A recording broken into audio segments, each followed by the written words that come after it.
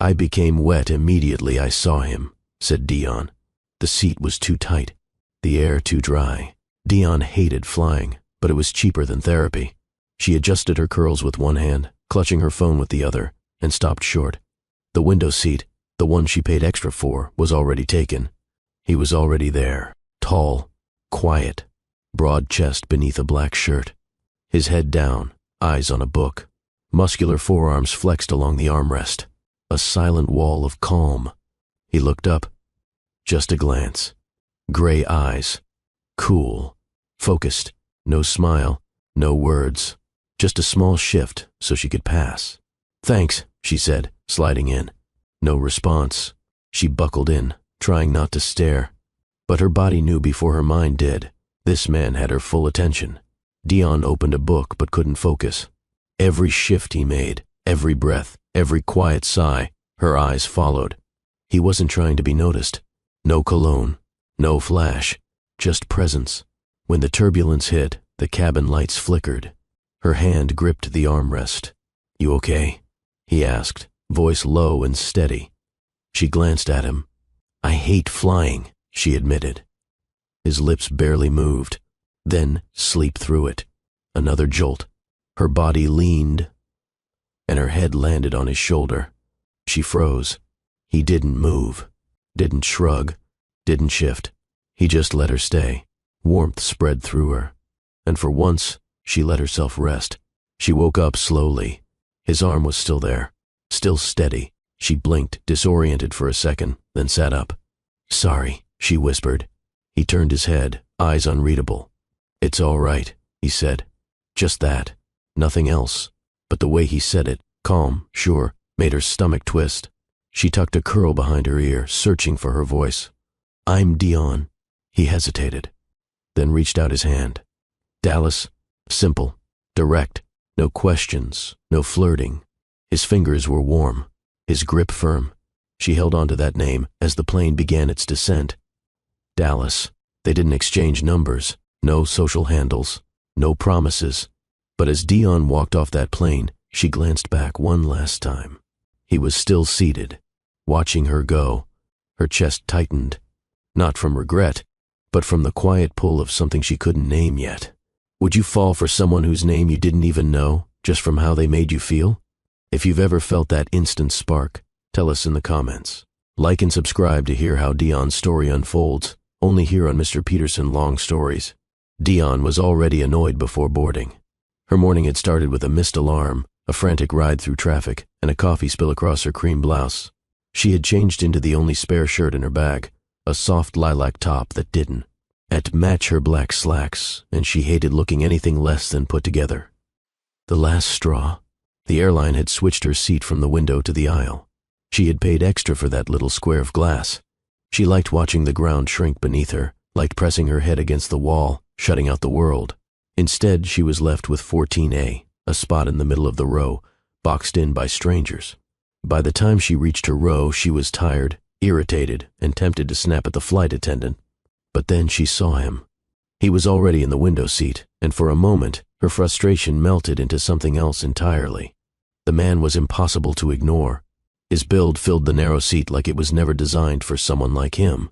A plain black t-shirt stretched across broad shoulders, fitting too, perfectly over the kind of chest sculpted by discipline, not vanity. His arms rested against the armrests, muscles flexing faintly as he adjusted a paperback book in his hands. He didn't notice her at first. His head was down, jaw sharp, faint stubble shadowing his face. He read quietly, as though the world outside the page didn't exist. Dion froze in the aisle, hand still gripping her carry-on strap. For a second, she forgot about her ruined morning, forgot about the lousy seat. All she saw was him. He finally glanced up. Gray eyes, steady, unreadable. They didn't linger long, didn't hold her captive in the way most men's stares tried to. Instead, they skimmed across her with the same calm he gave everything else, and then, just like that, back to his book. But in that half-second, Dion felt something shift inside her. She cleared her throat and slid into her seat. He moved, just slightly, to make room for her bag. His arm brushed against hers, the briefest contact, and it startled her more than the turbulence she knew was coming later. "Thanks," she murmured. He gave a tiny nod, nothing more. The lack of effort should have irritated her, but instead, it intrigued her. He wasn't trying to charm her. He wasn't posturing or flexing or filling the silence with needless chatter. He was simply there, present, grounded in a way that felt almost foreign to Dion. As the cabin filled with the noise of passengers settling in, she sat, rigid in her seat, pretending to scroll through her phone while sneaking glances at him. The closer she looked, the more details she noticed. The faint scar above his right eyebrow, the small crease at the corner of his mouth, the way his lashes lowered slightly when he turned a page. He was quiet, but his presence spoke louder than anyone else on the plane. And for reasons she couldn't explain, Dion already knew this flight wasn't going to be like any other. Dion adjusted in her seat, pulling the airline blanket over her knees even though the cabin wasn't cold. It was an excuse, something to do with her hands, while her mind raced. She wasn't usually this distracted by men. She'd dated enough to know the type, loud, boastful, eager to impress. She could sniff out arrogance before a guy even opened his mouth. But this man, Dallas, though she didn't know his name yet, was a different category entirely. He hadn't said a single word since she sat down, and yet he was the only thing her body noticed. He exuded control without trying. His frame didn't just fill the seat, it owned it. But there was no fidgeting, no adjusting his sleeves to show off his arms, no overcompensating movements. Everything about him was tight, contained, and grounded. His quiet made her restless. She tried to focus on the in-flight magazine, but her eyes kept drifting sideways. The way his shirt stretched over his chest every time he took a slow breath. The curve of his neck leading to that sharp jawline. The way he tapped the edge of his book once before flipping a page like a tiny ritual. He looked expensive, but not flashy. No designer logos, no loud accessories. Just a black wristwatch, sleek, classic, no diamonds, and a calm that suggested the kind of wealth that didn't need announcing. That watch alone told Dion more than words ever could. She could tell he was used to silence. The kind of man who didn't fill the room with his presence, but never let it ignore him either. Even his posture said something, leaned slightly away from her, giving her space not in fear or disinterest, but out of some internal rulebook he didn't need to explain. Unbothered, unreadable. She couldn't tell if he was the kind of man who avoided small talk because he hated it, or because he just hadn't found anyone worth starting a real conversation with. Either way, Dion found herself wanting to say something, anything, to crack that shell. But what? Hey, nice muscles? Do you always look like you bench press people for fun? Nothing came out. Instead, she shifted slightly, pretending to stretch. Her arm brushed his again. This time he looked at her. Not a stare, a glance. Brief but direct, like he was reading something behind her face she hadn't said out loud. Then he turned back to his book. She swallowed. The tension that pooled in her stomach had nothing to do with fear. This wasn't lust, not entirely. It was curiosity, the way you feel when something about a person dares you to find out more. She'd sat beside many strangers on many flights, but none of them ever made her wonder what silence could mean. Until now. 20 minutes into the flight, the air settled. The hum of the engines blended with the occasional cough, the soft clink of drink carts, and the whisper of pages turning. Dion had given up trying to pretend she was reading. Her magazine sat open on her lap, unread. She shifted her gaze toward the man beside her again, carefully, slowly, as if being too direct would make him vanish. He hadn't said another word since thanks, but his presence lingered like an unfinished sentence. Every now and then, he would shift his weight, lean back, or turn a page, and Dion's eyes followed without meaning to. Her attention kept floating back to him like her body was reacting before her brain could step in. He exhaled slowly once, the kind of breath that wasn't meant to be noticed. But she noticed. She looked at his hands. Strong, veined, large, not soft hands. Hands that worked, or had worked, and still carried memory in their grip. He wore no ring, no sign of a relationship. Still, she told herself not to read too much into that. But the tension between them was real, not heavy or awkward, just there, unnamed but undeniable. She reached for her bag on the floor, her arm brushing his again. The contact was brief, but her skin prickled. This time, he didn't pretend not to notice. He looked at her. It wasn't a stare. It wasn't invasive. It was the kind of look that asked no questions, made no assumptions, but held her there all the same. Gray eyes, calm and calculating. He studied her without blinking, as if her movements puzzled him. For a second, neither of them looked away. Dion felt her breath catch. Not from nerves, but from the weight of being seen. She held his gaze longer than she meant to. Then she blinked and looked down, tucking a curl behind her ear. Her heart picked up speed. There was nothing flirtatious in his expression. Nothing teasing, no smile. But it stirred something in her. She didn't know what he did, where he was going, who waited for him at the other end of this flight. But in that quiet exchange, eye contact and silence, something passed between them. Something that didn't need language. It wasn't romantic, not yet. But it was loaded with awareness, with stillness, with that subtle charge that only exists when two people are trying not to lean in, even though every part of them wants to.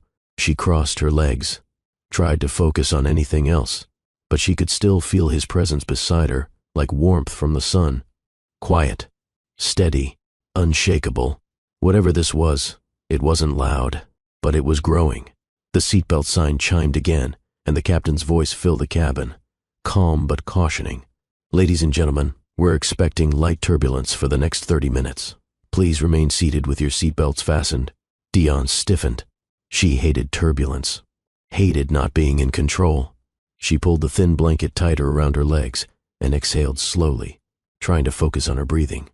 She glanced at the man beside her, still reading, still unreadable, still completely unbothered. His page didn't even pause.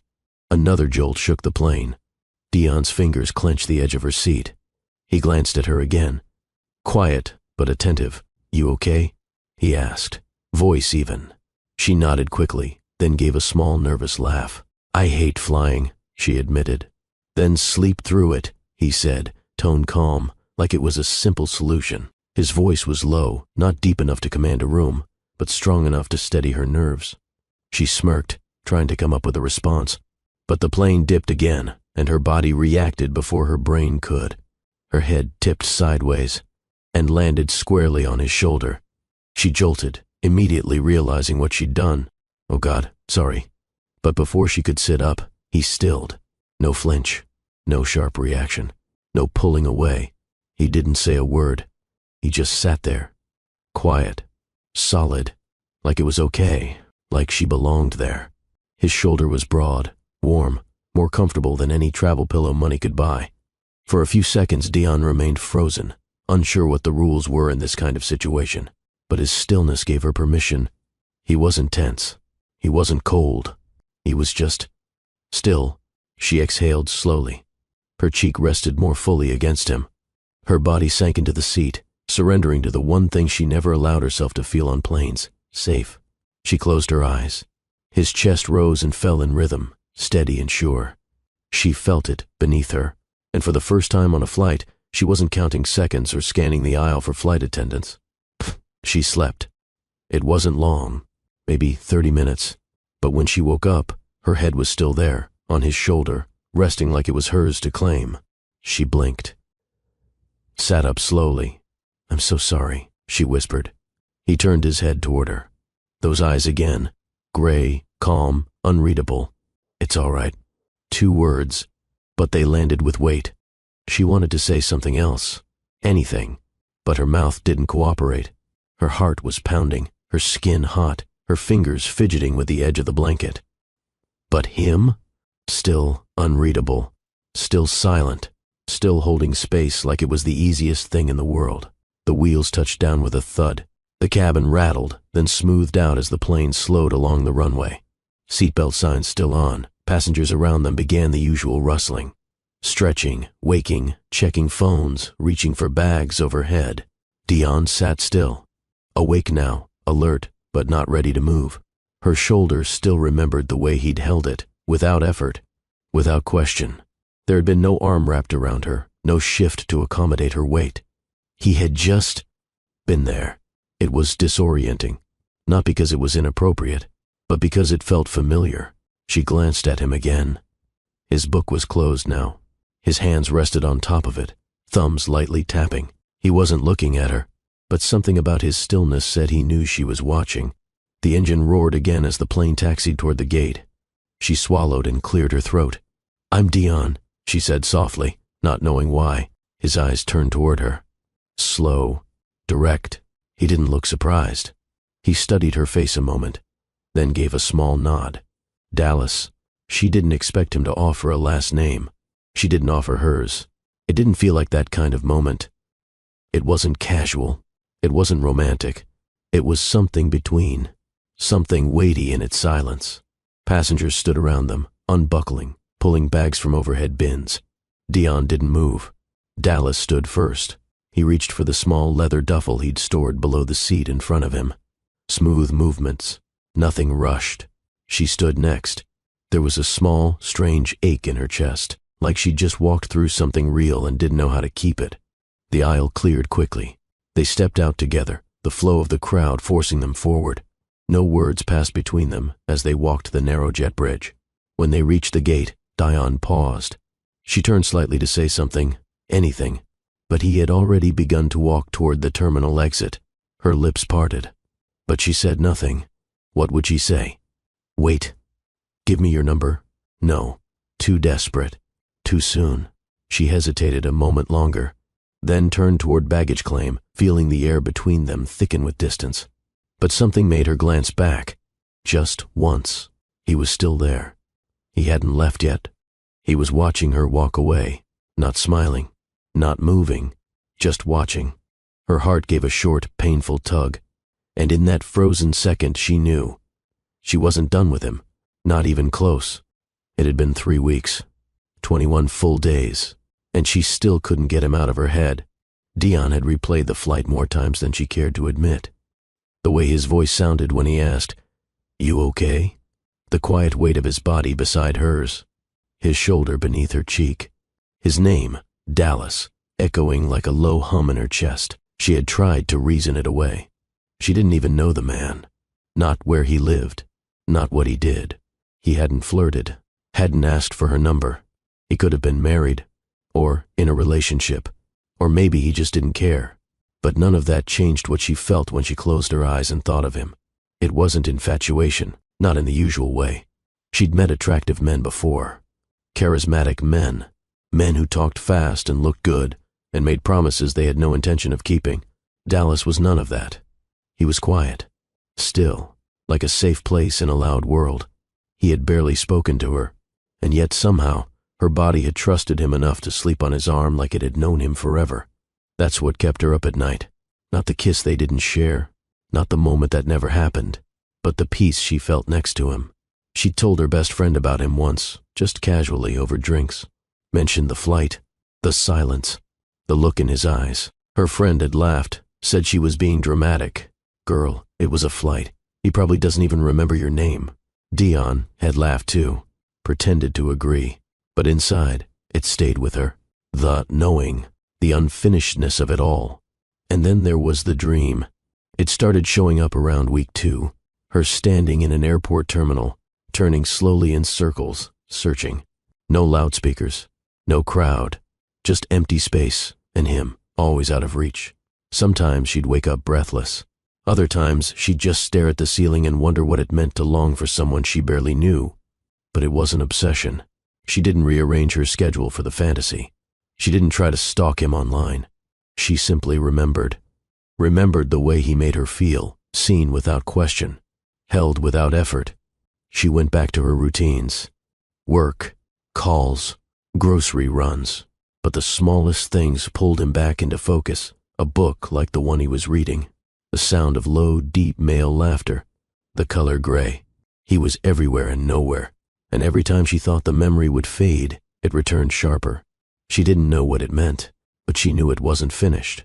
Dion stood in front of her bathroom mirror with a towel wrapped around. Her head, toothbrush in one hand, and her phone in the other. The headline on her screen read, "7 signs you're romanticizing a stranger." She rolled her eyes and clicked it anyway. Each bullet point made her sigh. Do you remember the way they looked more than what they said? Do you find yourself making up scenarios in your head? Do they feel more like a feeling than a person?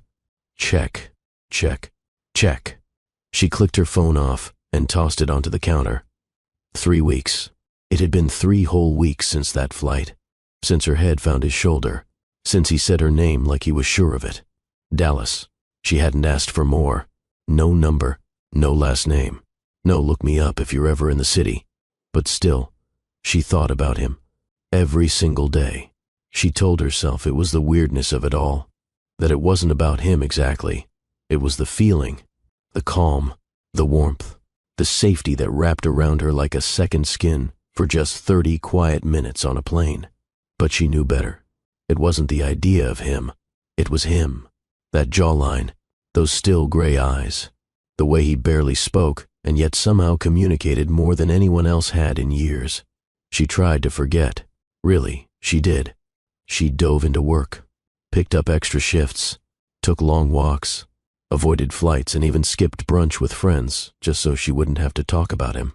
But there were reminders everywhere. The gym was full of men who flexed in mirrors and talked too loud. The coffee shop guy tried to flirt and called her pretty lady without ever learning her name. None of it touched her. None of them felt like Dallas. She started to wonder if she had imagined it all, if maybe the tension she felt wasn't shared. Maybe he had just been polite. Maybe he'd already forgotten her. That thought stung more than she expected. Still, at night, when she lay in bed, her hand sometimes rested on her own shoulder, the spot where her head had touched his chest. The curve of his body felt like a memory engraved in skin. It didn't fade. She didn't want it to. Something about that moment on the plane had split her open quietly. Not painfully, just wide enough to notice the loneliness she had been carrying and how quickly it had gone still in his presence. She didn't believe in love at first sight. Still didn't. But she believed in connection, in energy. And whatever that was on seat 14A, it wasn't nothing. The bakery had become a habit before she realized it. It started with one visit the day after the flight. Dion had touched down, exited the terminal, and wandered into the nearest local spot that didn't feel like a chain. The little storefront sat 2 blocks from the airport. Unassuming. Brick walls. Chalkboard menu. A warm smell of yeast and vanilla drifted from the door. She walked in, ordered a croissant and a black coffee, sat by the window and stared at the sidewalk. That was it. That was the whole moment. She hadn't known she'd come back the next day, or the next. Now it was 3 weeks later, and she knew the cashier's name, Ella, the owner's favorite playlist, early 2000 seconds, R&B, and the exact table she liked to sit at, farthest from the door, next to the wide glass that faced the crosswalk. What she didn't tell anyone, not even herself fully, was why she kept coming. It wasn't the coffee. It wasn't the peaceful vibe. It was the hope. The barely logical, completely unreasonable hope that she might see him again. Dallas. He hadn't said where he lived.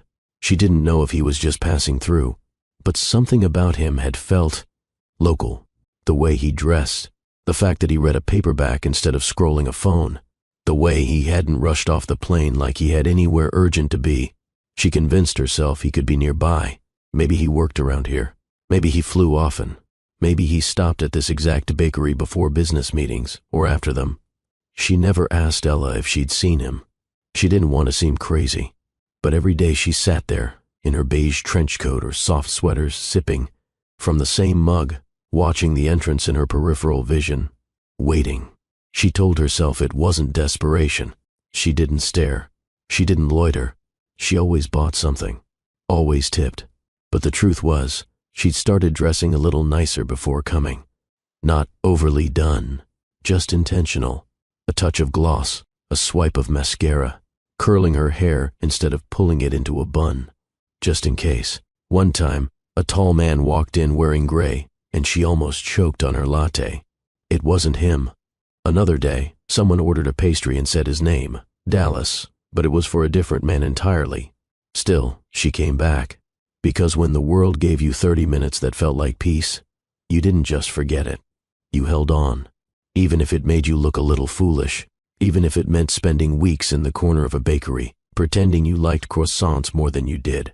Because some things were worth waiting for, even if they never walked through the door. The sky had been gray all morning. Not the dramatic kind. Just dull and flat. Like someone had dimmed the world and forgot to turn it back up. Dion sat in her usual spot by the window, hands wrapped around a warm mug. Vanilla latte, no foam. The scent drifted upward, soothing but unremarkable now. Rain tapped steadily against the glass. Not heavy, not light. just steady enough to feel like something was being washed away. She wore a beige wrap dress that clung softly to her waist, curls pinned loosely. No makeup, just lip balm and moisturizer. She hadn't planned to stay long. She just needed a moment before heading home. Ella, the cashier, had smiled when she walked in. "You're back again?" Dion had smiled back. "You say that like I ever left." Now she sat alone, stirring her drink, eyes tracing the raindrops racing each other down the pane. She had just taken her first sip when the door chimed. She didn't look up at first. People walked in all the time. Delivery drivers, office workers grabbing lunch, parents with strollers. But the air shifted. Not dramatically, just enough for her to notice. She glanced up and froze. He was standing just inside the doorway, hood pushed back, rain dripping from the sleeves of his gray hoodie. Underneath, a white t-shirt clung to his chest, damp and unbothered. His hair was slightly tousled, darker from the rain. His eyes scanned the room once, quick, efficient. Dallas. Her hand trembled slightly around the mug. For a moment, she wondered if she was imagining him. Maybe her brain had finally conjured him up out of sheer longing. But then he moved, stepped forward, calm, quiet, no rush. He walked up to the counter and exchanged a few words with Ella. Clearly irregular, Dion didn't hear what he ordered. Couldn't hear anything past the pounding in her chest. She wiped her palms against her thighs and stared down at her drink, pretending to focus. Don't overreact. Don't stare. Don't look desperate. But every part of her was alert now. Eyes, ears, breath. He hadn't seen her yet. Or maybe he had and didn't recognize her. 3 weeks was a long time. She looked different, less tired, more awake. She turned slightly in her chair, stole another glance. He was still at the counter, standing tall, calm as ever. The barista handed him a small paper bag and a drink. He nodded, then turned, headed straight toward the door. No glance, no pause. Panic sparked in her chest. This was her chance. She couldn't let him walk out again. She stood, slowly, purposely, and stepped into his path. He stopped walking, right in front of her. His eyes landed on her face, and they didn't move. He didn't smile, didn't blink in surprise, didn't hesitate. Just looked. For a beat, neither of them said anything. Rain still tapped the windows. The door eased shut behind him, and Dion could feel the entire room fading around her. She swallowed. Her voice didn't want to cooperate, but she pushed through it. "Dallas, right?" His expression shifted, barely. The smallest lift in his brow, a flicker of something behind his eyes. Silence stretched between them, thick but not uncomfortable. Then he said it. "Dion." Her stomach flipped. She blinked. "You remember?" "I do now." His voice was a little rougher than she remembered. Not tired, just lived in. A quiet rasp that curled low in her stomach. He didn't look away this time. Didn't go back to his drink. Didn't inch past her like she was just some face from a travel memory. He just stood there, that stillness again. Like he wasn't trying to figure out what to say next. He was waiting to see if she would. She could have played it cool. Could have made a joke. Could have pretended this was all coincidence. But she was too relieved to pretend. "I've been looking for you," she said. Honest, soft, unapologetic. His brow lifted slightly again, not mocking, just listening. "Yeah?" He said. "Yeah." There it was again, that pause. That energy between them that wasn't loud, wasn't pressing, but made everything else around them go still. He looked at the pastry bag in his hand. Then, at the small corner table by the window. "Sit with me." Not a question, not a command. Just a quiet invitation that didn't need frills. She nodded, heart racing. They walked to the table together. She placed her purse down carefully, trying to slow her breathing. He pulled out a chair for her, then slid into the seat across from her. Up close again, he looked the same but sharper. Like her memory hadn't done him full justice. Same gray eyes, same quiet calm. But now, without the hum of an airplane between them, she could see the detail. Tiny. Scar near his chin, faint shadows under his eyes, strong hands that hadn't changed. "I thought I might have made you up," she said, voice light but real. Dallas didn't laugh. He tilted his head slightly. "You didn't." No one brought over napkins. No one asked what they needed, and neither of them reached for their phones. The world didn't feel like it needed to move. It had paused for them. Again, the rain didn't let up. It pattered gently on the windows, a constant backdrop to everything unspoken. Dion sat across from him, her fingers curled lightly around her mug. The steam had long faded, but she hadn't taken another sip since he sat down. Her focus was elsewhere. Dallas leaned back slightly in his chair, one hand resting on the table, the other still holding the paper bag he hadn't opened. He didn't rush the moment, didn't ask for her number, didn't comment on how crazy it was to run into each other again. Instead, he asked, "What's your order here?" She blinked at the simplicity of it. Vanilla latte, no foam. Croissant if I'm pretending I'm not late for something. He gave a short nod. Figures. She raised an eyebrow. Figures? You look like someone who likes calm, even if you don't always live in it. The way he said it made her pause. It wasn't flirtation, it was observation. She studied him in return. "And what about you?"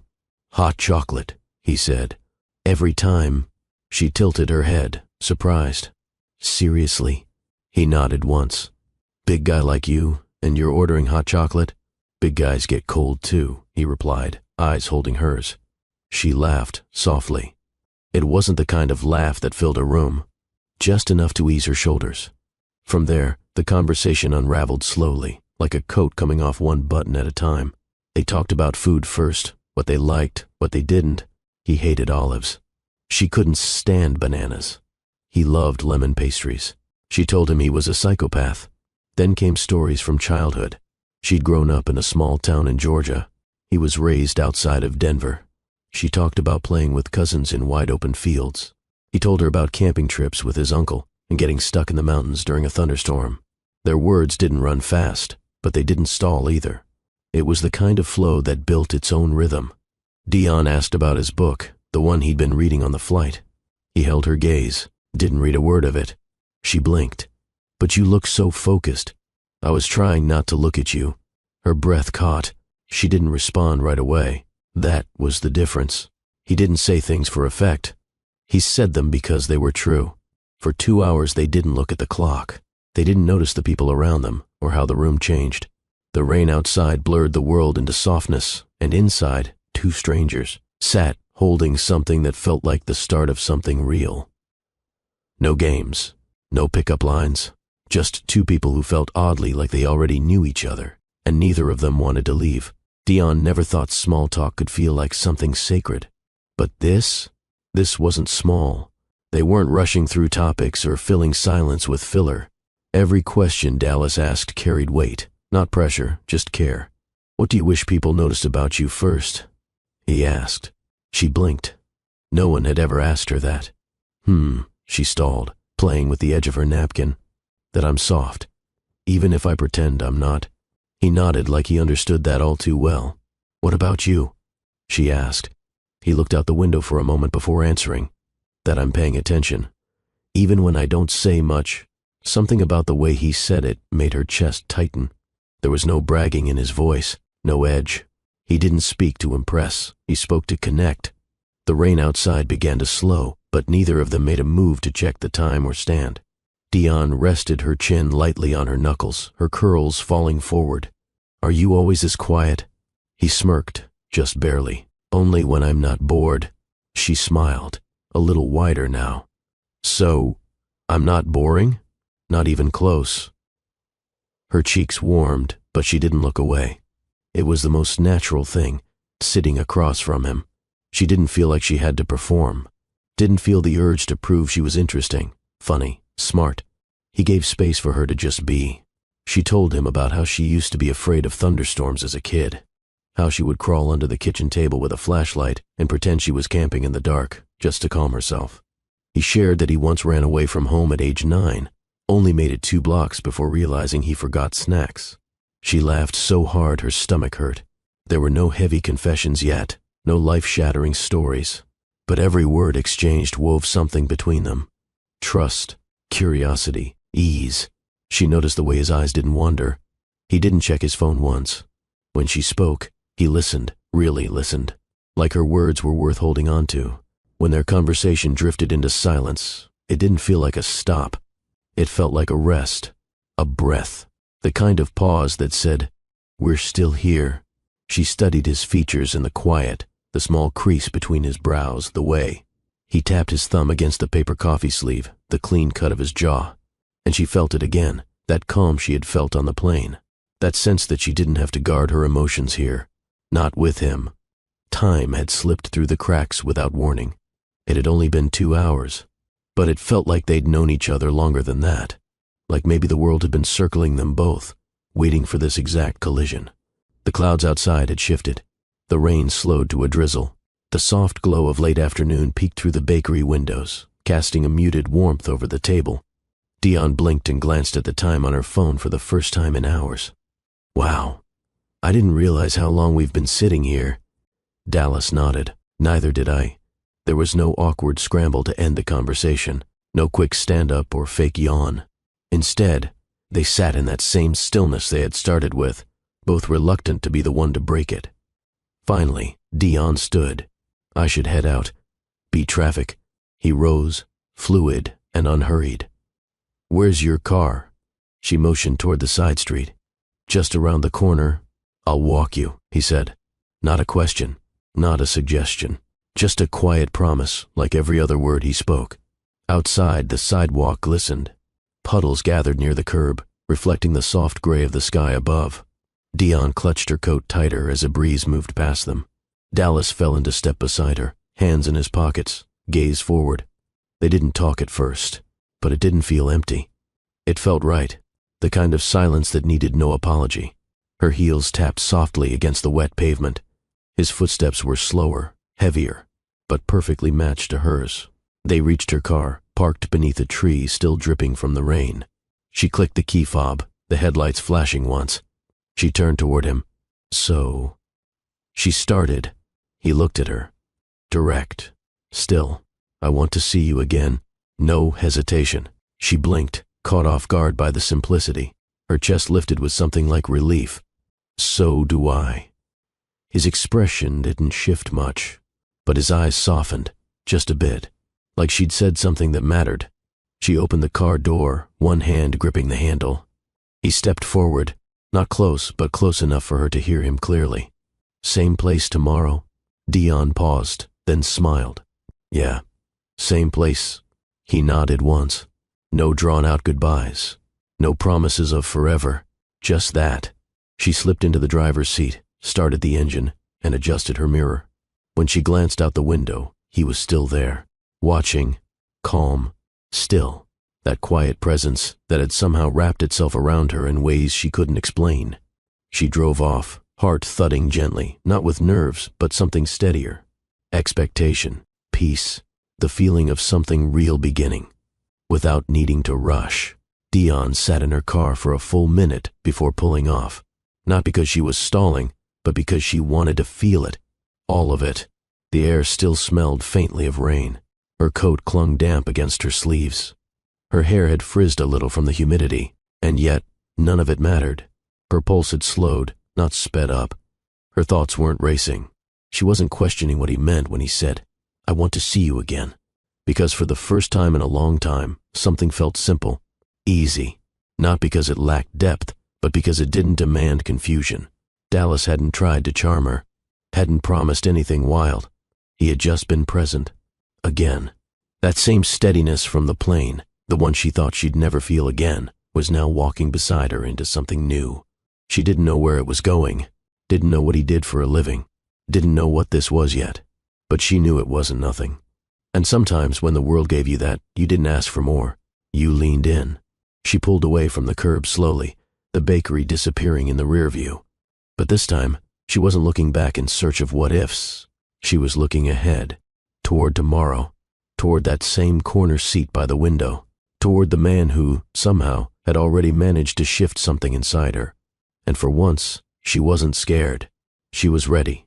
Have you ever met someone who didn't have to say much, yet still managed to stay on your mind for days? Someone whose silence meant more than someone else's loudest declarations? Some connections don't need perfect timing, just two people brave enough to try. If you've ever held on to a what-if, drop an emoji in the comments. Tap like if you believe real love doesn't have to be complicated. Share this video with someone who believes timing isn't everything. Connection is. And don't forget to subscribe so you never miss a powerful story from Mr. Peterson Long Stories. The next morning, Dion arrived at the bakery early. She wore soft denim and a cream sweater, her curls pulled into a low, lazy bun. She hadn't dressed up, but she hadn't thrown anything on either. There was intention in every thread. She ordered her usual and took her seat by the window. For the first time since she began frequenting this place, the ritual didn't feel lonely. She didn't have to wait long. At 9:47 a.m., the bell above the door gave its familiar chime. Dallas walked in. No hoodie this time, just a fitted gray long-sleeve black jeans and the same calm in his step. He greeted the barista with a quiet nod, received his order in under a minute, then turned toward her without scanning the room. He had seen her already. They didn't wave. They didn't greet each other like strangers pretending not to be strangers. He walked directly to her table and sat across from her like he belonged there. "Good morning," he said. Her smile grew before she answered. "You're late." "I'm exactly on time," he replied, sliding his pastry bag aside. She raised an eyebrow. "How do you figure?" "Because you're smiling." She bit the inside of her cheek to keep from doing it wider. That morning became a second morning, then a third, then 4 more after that. Each time, they met without needing to confirm. No texts, no formal plan. Just 2 people who kept showing up. Sometimes they talked for an hour. Other times they barely said anything at all. Dion found that refreshing. Dallas wasn't trying to fill space. If she came in quiet, he didn't ask why. He just poured sugar into his drink and waited until she was ready to speak. Once, she asked him about his job. "I build systems," he said simply. "What kind?" "Technology, infrastructure, data, security." She tilted her head. "So, like firewalls?" He smirked slightly. "Among other things." That was as much detail as he gave, not because he was hiding, but because he wasn't interested in selling himself. After that, she didn't ask again. He started picking up on her habits quickly, noted the way she always looked out the window during pauses, how she tapped her fingers when thinking, how she never added sugar to her drink, but always stole a piece of the pastry he ordered. By the second week, he began ordering 2 lemon pastries automatically. 1 for him, 1 for her. "No more stealing," he said, sliding the second one across the table. She smiled without a word. No titles, no expectations, no pressure, just 2 people, slowly folding into each other's days like it had been this way all along. Dallas Kane didn't talk much, but when he did, it was always the right thing. He never interrupted, never filled silence with noise, never changed the subject to make himself more interesting. Dion noticed it early, how present he was, even when he said nothing. He sat in that same chair across from her each morning. No need for texting, no need for planning. He simply showed up, on time, every time, and not once did he walk in distracted. He didn't scroll his phone. He didn't glance around the bakery. His focus was her. Even in the moments when she wasn't talking, he watched her with a softness that didn't demand explanation. He noticed things. He noticed when her laugh was lighter than usual and when it wasn't. He caught the way she rubbed her wrist when she was tired, or how she always stirred her drink counterclockwise without thinking. He never pointed these things out for attention. He just acted on them. One morning, she came in wearing flats instead of heels. He didn't ask why, but when they walked out, he matched her slower pace without a word. Another day, she forgot to eat. He slid half his croissant toward her without blinking. She didn't ask. He didn't offer. It just happened, like it was already a rule between them. And when she showed up once with damp eyes, clearly holding something heavy, he didn't ask questions. He just sat with her, not speaking, not shifting in discomfort, just there. It wasn't dramatic. It wasn't performative. It was consistent. And for Dion, consistency was rare. She had known men who promised big gestures, then disappeared after 2 weeks. She had known men who told her she was too much when she opened up, and too cold when she didn't. But Dallas didn't label her moods. He didn't demand her joy to feel validated. If she was quiet, he let her be. If she laughed, he joined her. If she teased, he leaned in, but never too far. He didn't just listen to respond. He listened to understand. He watched for details not to control, but to care. Even the way he looked at her felt intentional, like he was storing pieces of her tiny fragments, in the back of his mind for reasons he didn't need to explain. Dion once said, half joking, "You're hard to read." He looked up, expression steady. Only because people don't take time. That stuck with her. Because Dallas was readable, if you slowed down enough, if you paid attention like he did, if you understood that gentleness wasn't weakness, it was patience. And in every moment with him, Dion felt more seen than she had in years. It started with a sigh, not a dramatic one, not the kind that begs for attention, just a quiet release, tired, deep, real. Dallas noticed it. He looked up from his drink, met her eyes, and waited. He didn't push, didn't tilt his head in that talk to me way most people did. He just waited. Dion stared at her cup, her hands wrapped tight around the ceramic, like she needed something solid to anchor her. "You ever carry things," she said, voice barely above a whisper, "for so long that you forget how heavy they are?" Dallas didn't blink. Yes, that was all it took. She started talking. Not everything at once, not in a flood, but in layers, carefully placed, deliberately spaced. She told him about her hometown, how she grew up in a place where everyone knew everyone else's business, but still pretended they didn't. How she was always the girl people assumed would leave, and when she finally did, they said she'd be back within a year. She never went back. She talked about her last relationship, how it started off warm, hopeful, full of promise, how it turned cold, quietly. He never yelled, never hit her. He just started making her feel small, like her dreams were hobbies, like her ambition was a flaw. She shrunk herself to keep peace. "And the more I shrunk," she said, eyes lowered, "the more he pulled away." She told Dallas how she once thought she was pregnant. She was terrified, she told the man, and he disappeared within days. No calls, no messages, nothing. She wasn't pregnant. It turned out to be a false alarm, but by then, the damage had already been done. Dallas didn't interrupt, not once. He didn't say that guy was trash. He didn't offer cliches. He didn't try to fix it. He just sat there, eyes steady, his hand still around his cup. She paused, looked up at him. "I don't usually talk about this." "I know," he said. His tone didn't shift. He didn't look at her like she was broken or fragile. He looked at her like she was a whole person who had survived things that could have undone her, but didn't. Dion waited for him to speak again, to ask something, to lean in or change the subject. But he just held the space, let it be hers. That's when she realized what was happening. She wasn't oversharing. She wasn't bleeding out emotionally to someone who couldn't hold it. She was opening, and he was holding it all with quiet, unwavering care. And for the first time in a long time, she didn't feel heavy when she left the table. She felt lighter. The next morning, Dion wondered if she had said too much. She stared at herself in the mirror before leaving the house. Her reflection looked calm, but her mind wasn't. What if she'd unloaded too much on him? What if he didn't come back? What if the weight of her truth was more than he signed up for? But she still went to the bakery, still ordered her usual, still took her seat by the window and waited. At 9:47, the bell chimed. He walked in, on time, like always. Same calm steps, same steady gaze. And when their eyes met, he didn't hesitate. He walked straight to the table and sat down. No awkwardness, no small talk to cover tension. He simply pulled the extra lemon pastry from his bag and set it in front of her, like he always did. Dion exhaled slowly. She didn't bring up yesterday's conversation. She wasn't sure if he would.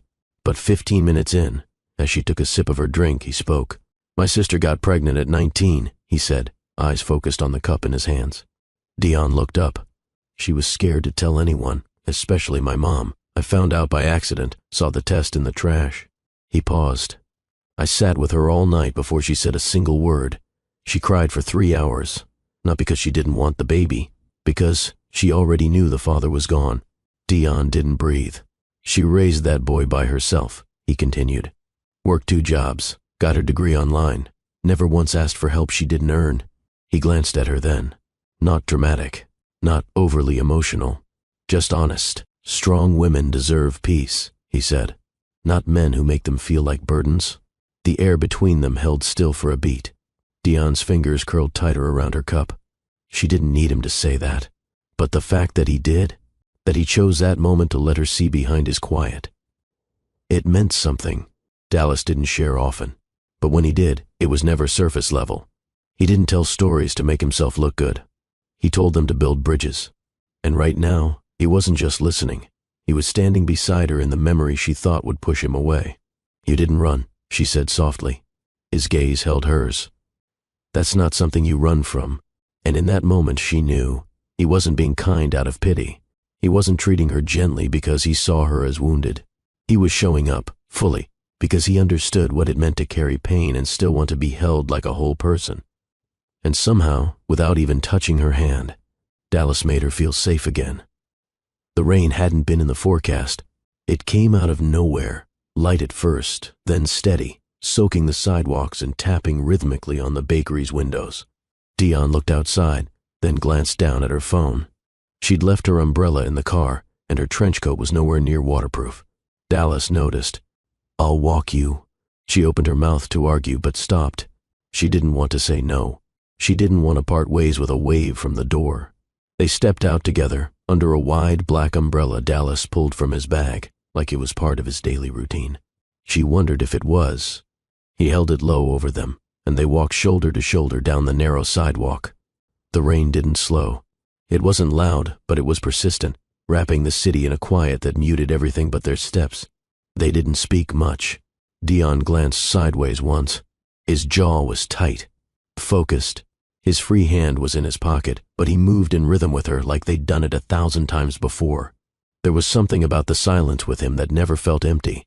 Even now, when they reached her car, she stopped at the curb. He stopped, too. For a moment, neither of them moved. The rain dripped from the edge of the umbrella, pooling near their feet. She turned toward him. Their shoulders were already close, but now she could feel the warmth of his body in the small space between them.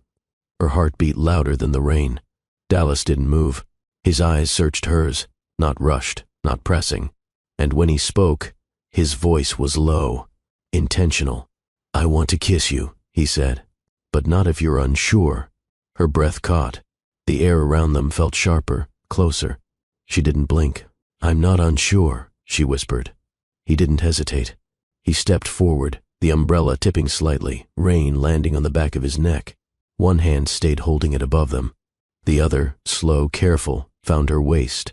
Dion's eyes fluttered shut as his head lowered. When his lips touched hers, it wasn't abrupt.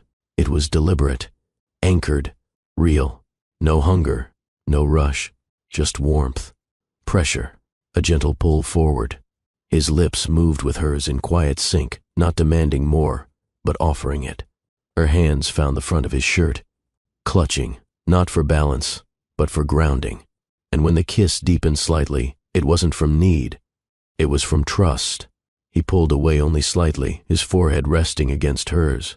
She didn't speak, neither did he. The rain kept falling. Her skin prickled from the cool air, but her chest was warm, full. That kiss didn't ask a question. It answered one. The air between them stayed still after the kiss. Dion didn't move. Her fingers were still curled lightly in his shirt. His hand rested just above her hip, steady, unmoving. Neither of them looked away. Dallas's breath was warm against her cheek. He didn't try to pull her in again. Didn't rush toward a second kiss. Instead, he waited. Even after that kiss, slow, grounded, perfect, he didn't assume. Dion's chest rose and fell with a slow rhythm. He finally spoke. His voice was low, not hesitant, just careful. "If I ever touch you again, it won't be halfway." She looked up at him. Her throat tightened. "I don't want halfway," she said. His jaw tensed slightly, but not with anger, with restraint. "I move slow," he said. "I don't mind slow," she replied. Silence. Then, "I'll never take more than you want to give." She swallowed. His words weren't romantic in the traditional sense, but they reached deeper than anything scripted ever could. They were clear, unshaken. They gave her space without pushing her out. She leaned into him, her forehead against his chest. His arm didn't tighten. He didn't use the moment to press his advantage. He simply stood there, like a man who understood that closeness wasn't permission, it was trust. She felt his heart beating through his shirt. Steady, firm. "I don't let people close," she said quietly. His hand brushed lightly down her back. "You don't have to explain." But I want to. He waited. She tilted her head up to look at him again. This scares me. But not because of you. I know. He ran a thumb gently along her jaw. Slow, careful. I'll never touch you without asking, he said. She nodded. Dallas. Yeah? I want you to touch me. That pause, just a second, held more gravity than anything else between them so far. She didn't mean it in a rushed, chaotic way. Not in the way she had with men who tried to get something from her and disappear. She meant it as a statement of trust, and he knew that. Not tonight, he said gently. But soon. She nodded again. He leaned down, placed a soft kiss on her temple, then stepped back. I'll call you tomorrow. I'll answer. He smiled. A small one. Real. Private. She got into her car with a sense of calm that surprised her. He hadn't taken a thing from her, but somehow, he had given her something she didn't even know she needed. The right to decide. The comfort to be wanted without pressure. The assurance that when things did move forward, it would be mutual. It would be slow. And it would be hers too. They didn't kiss again for 5 days. Not because the spark dimmed. Not because anything had changed. But because they both respected the space between desire and readiness. Dion liked that about Dallas. He didn't chase affection like it owed him something. He waited for the right moment, and when it came, he moved with certainty. It was a Thursday evening when it happened again. The city was unusually quiet. A light breeze carried the scent of jasmine from a nearby flower shop. They had left the bakery an hour earlier, but didn't want to say goodbye yet. They walked. No destination. Just steps and silence and glances that lingered longer than they had last week. He walked close enough for their arms to brush. She didn't move away. At one point he stopped beneath a street lamp where the light fell soft and warm. Dion turned toward him. His eyes held hers. Calm. Still. I've wanted to do this, he said, every day since the plane. Her lips parted slightly. Her breath caught in her throat. He stepped closer. Slowly. Carefully. Still okay? He asked, barely above a whisper. She didn't speak. She just reached up, fingers brushing the back of his neck, pulling him gently forward. That was her answer. He kissed her again. But this time, it wasn't tentative. It was sure. Grounded. Unrushed. His hands settled at her waist, thumbs tracing small circles through the fabric of her dress. Her body leaned into his. She pressed a hand to his chest, not to push away, but to feel the rhythm of his heart against her palm. His lips moved with intention. No teasing, no performance, just presence. She tilted her head slightly, deepening the kiss, feeling the weight of his focus in every movement. He wasn't trying to devour her. He was trying to memorize her. The pace never quickened beyond what felt natural. He kissed her like a man who understood that slowness could be more intimate than urgency. Her fingers curled into his shirt. She exhaled through her nose, soft and shaky. When he finally pulled back, his eyes didn't drop to her lips. They stayed on hers. Neither of them said anything for a few seconds. Dion smiled first. You kiss like you mean it. Dallas shrugged gently. I do. She felt warm from the inside out. Not flushed. Not dizzy. Just full. That kiss wasn't a question. It was a promise. And from the way his hand lingered at the small of her back, she knew he wasn't going anywhere. Not tonight. Not tomorrow. Not unless she asked him to. And she had no plans to. Time didn't rush them. Neither did they. What started at a window table became a rhythm. Days turned into weeks, and their bond deepened. Without declarations, without demands. Dion and Dallas didn't need constant communication to feel close. Their connection wasn't built on the number of calls or how many good morning texts were exchanged. It grew through presence. Consistency. Stillness. He showed up every time. And she did too. Sometimes they didn't meet at the bakery. Sometimes it was a quiet walk through her neighborhood or a drive through the city after dinner. Windows cracked, music playing low, conversation meandering from childhood memories to what they feared most. Dallas didn't force her to talk. But when she did, he listened in a way that made her feel heard in places she didn't know were still echoing. He never judged. Never rushed her through a thought. Never tried to fix anything. He just let her be. And that alone was its own kind of healing. One night, while parked outside her building, they sat in silence for a while. The radio hummed some forgotten jazz tune. Her head rested against the passenger window, eyes closed. His fingers tapped lightly on the steering wheel. No rhythm, just habit. She finally broke the quiet. "What are you most afraid of?" she asked. He didn't answer right away. "Letting someone in," he said after a beat, "and not knowing what to do when they stay." Her eyes opened. She looked at him.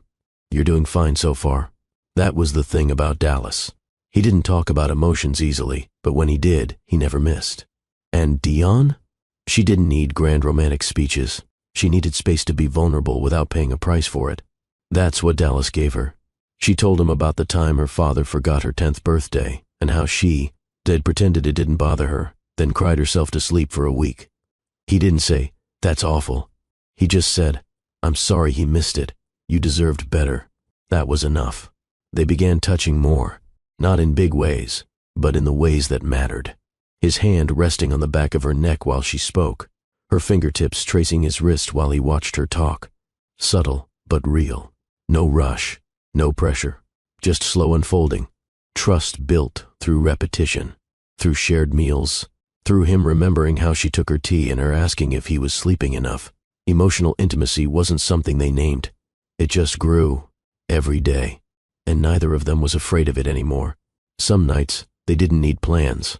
Dallas would text a single word, "outside," and Dion would come down, cardigan, over her shoulders, curls loose, smile already tugging at her lips. They never did anything flashy. No rooftop dinners, no champagne, no candlelit setups for Instagram. Most evenings looked like this. A drive with no music, or with a playlist he made just for her. A stop at a food truck with no sign, just smell. Parked somewhere quiet, eating tacos and wiping grease off their fingers with brown napkins. Then back to her apartment. The couch became familiar. They didn't always sit close at first. Sometimes they faced each other, knees touching. Other times she curled against him, her head on his shoulder, his arm tucked behind her like it belonged there. One night, she lit a candle. Not for effect, but because it smelled like vanilla and made her living room feel warm. He came in, took off his boots at the door without being asked, and dropped a small paper bag on her coffee table. "From that Lebanese bakery on 6th, he said. Dion opened it. Her favorite almond pastries. "You remembered," she murmured. His response was simple. "I pay attention." They ate with their fingers. No plates. She licked the sugar from her thumb, and when she looked up, he was already watching. Not hungrily. Not in a way that made her shrink. Just watching. Like he was memorizing the way she looked when she wasn't thinking about how she looked. Their conversations deepened. Not always dramatic, but honest. "What scares you most?" he asked one night. "Wasting time on someone who never wanted to stay," she said without thinking. He nodded slowly. "That's fair." He didn't promise he'd stay. Didn't try to reassure her with words he hadn't earned yet. Instead, he stayed there that night, on the couch beside her, fingers lightly tracing hers as she drifted off, breath slow, comforted by something she never thought she'd have again, stillness in another person's presence. Sometimes she'd wake in the middle of the night, look over at him, head tilted back, lips parted in sleep, and wonder how she got here, not in a panicked way, in awe. He never tried to win her over with gifts or smooth lines. She just showed up and stayed. One night, her head on his chest, his heartbeat steady beneath her ear, she whispered, "You're not what I expected." Dallas kissed the top of her head and said, "You either, thank God." She smiled and closed her eyes, because with him, quiet didn't mean emptiness. It meant comfort. It meant trust. It meant something was growing beneath the surface. Dion had never invited a man to her space without hesitation, not since her last relationship. Not since she'd stood by the door while someone she once loved walked out, slamming it behind him, leaving silence and the smell of his cologne behind. Since then, her apartment had been her boundary, her peace, her proof that she could build something on her own. But with Dallas, it was different. It wasn't a grand decision. It wasn't a calculated move. It happened naturally, like so much with him. They had just left the bakery. It was a quiet Friday evening. No rain, no wind, just soft air and the hum of streetlights. "I've got lemon tarts from that French place near my job," she said as they reached her car. His eyes flicked to hers. "Yeah?" She nodded. and a couch that's 10 times more comfortable than this parking lot. A beat passed. Then he smiled, small, sure, warm. Lead the way. She drove. He followed. Her apartment wasn't large. 1 bedroom, exposed brick, plants on the windowsill that she actually managed to keep alive. The kind of space that looked like it had been loved, not staged. She didn't rush to tidy anything before he came in, didn't scramble to hide parts of her life. She opened the door and let him see it all. Shoes kicked off near the rug, books stacked under the coffee table, a single framed photo of her mom and aunt by the kitchen sink. He looked around, calm as ever. Nice, he said. Smells like cinnamon and something warm. That's probably just me, she teased, setting her purse down. He chuckled. Then keep standing there. She rolled her eyes but didn't move. The tarts were still in their paper box, slightly crumbled from the drive. She grabbed 2 plates from the cupboard, handed him a fork, and sat cross-legged on the couch. He sat beside her, closer than before, their knees touching. Your place suits you, he said after a few bites. How? He didn't hesitate. It feels real. She glanced at him, surprised by the word. He added, some people decorate for show. Yours feels like it belongs to someone who actually lives here. She looked around, suddenly seeing her space through his eyes. And she liked the idea that he saw her comfort as strength, not clutter. They ate in silence for a few minutes. Nothing felt rushed. Nothing needed explaining. And as the night went on, the space between them got smaller, not from proximity, but from trust. She hadn't meant for the evening to feel intimate, but it did. Not in the way that meant taking off clothes. In the way that meant letting someone fully into the space you built when you were healing, and realizing you weren't afraid of it anymore. The last tart was half eaten on Dion's plate, and the fork dangled lazily in her hand. The TV was on but muted, just colors and motion playing in the background. Dallas hadn't touched his food in 5 minutes. He was watching her, not in a way that begged for attention, not in a way that made her self-conscious, but it was direct, open, focused. She felt it first, his eyes, the slow rise of heat up her neck, the way her breath shifted, just slightly, when she leaned forward to grab a napkin, and his gaze didn't move. What? She asked, eyes narrowed in mock suspicion as she wiped powdered sugar from her fingers. He didn't answer immediately. Instead, he leaned back, arm draped along the back of the couch, eyes still on her. You look different when you're relaxed, he said. She tilted her head. Different how? Like you're not waiting for something to go wrong. His words hit soft, but true. She blinked. It wasn't the compliment she expected. It wasn't about her hair, her body, her outfit. It was about presence, stillness, trust. You always read people like this? She asked, tone playful to hide how deeply his words landed. Only when I want to.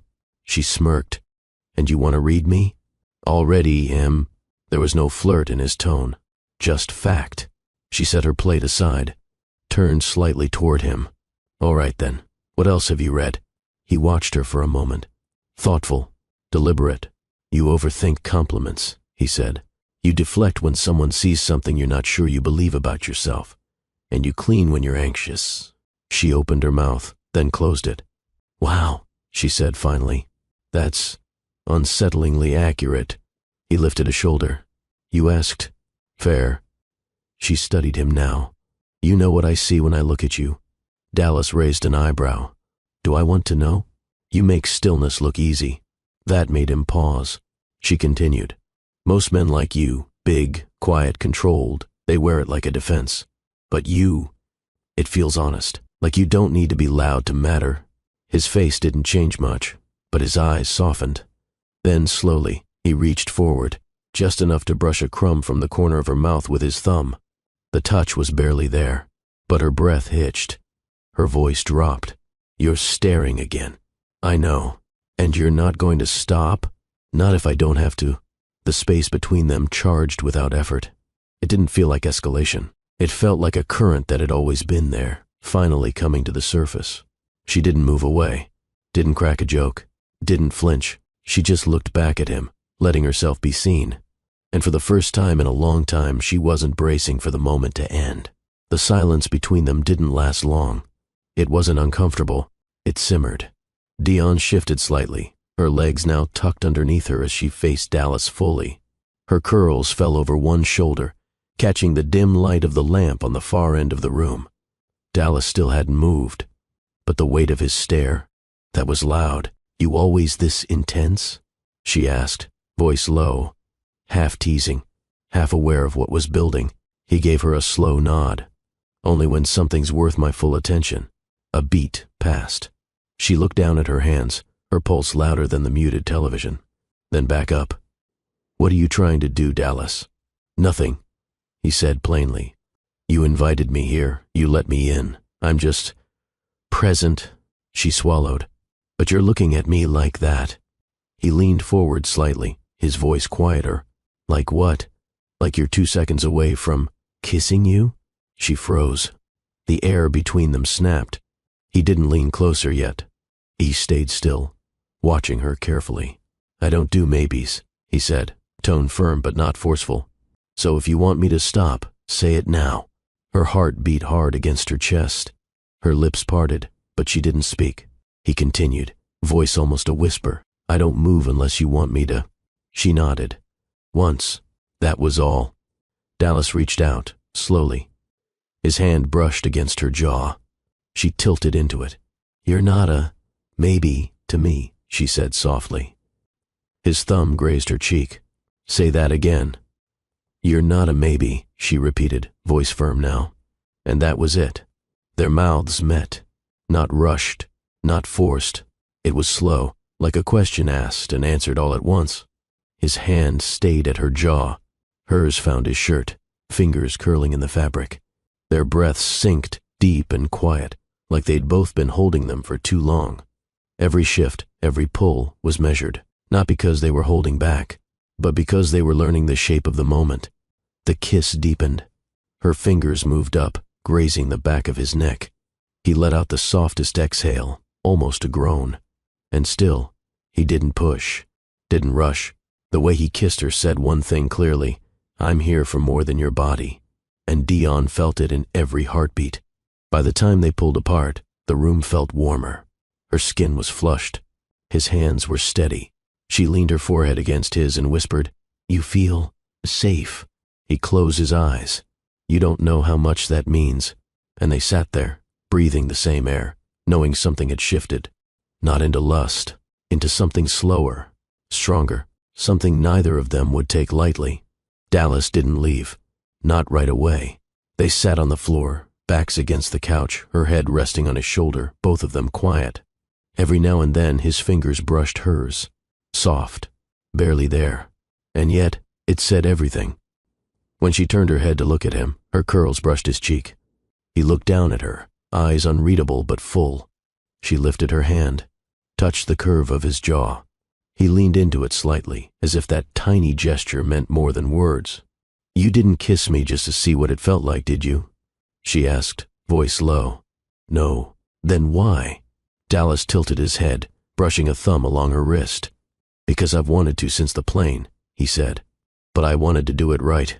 Dion's heart knocked hard. She sat up straighter. So did he. Their knees touched. The space between them vanished again, only this time she leaned in first. He met her halfway. And the kiss? It was different. Slower, yes, but deeper. Full of tension that had finally stopped asking for permission. His hand slid into her curls. Hers wrapped around his arm. She opened to him, mouth soft, breath fast, fingers slipping along his collarbone.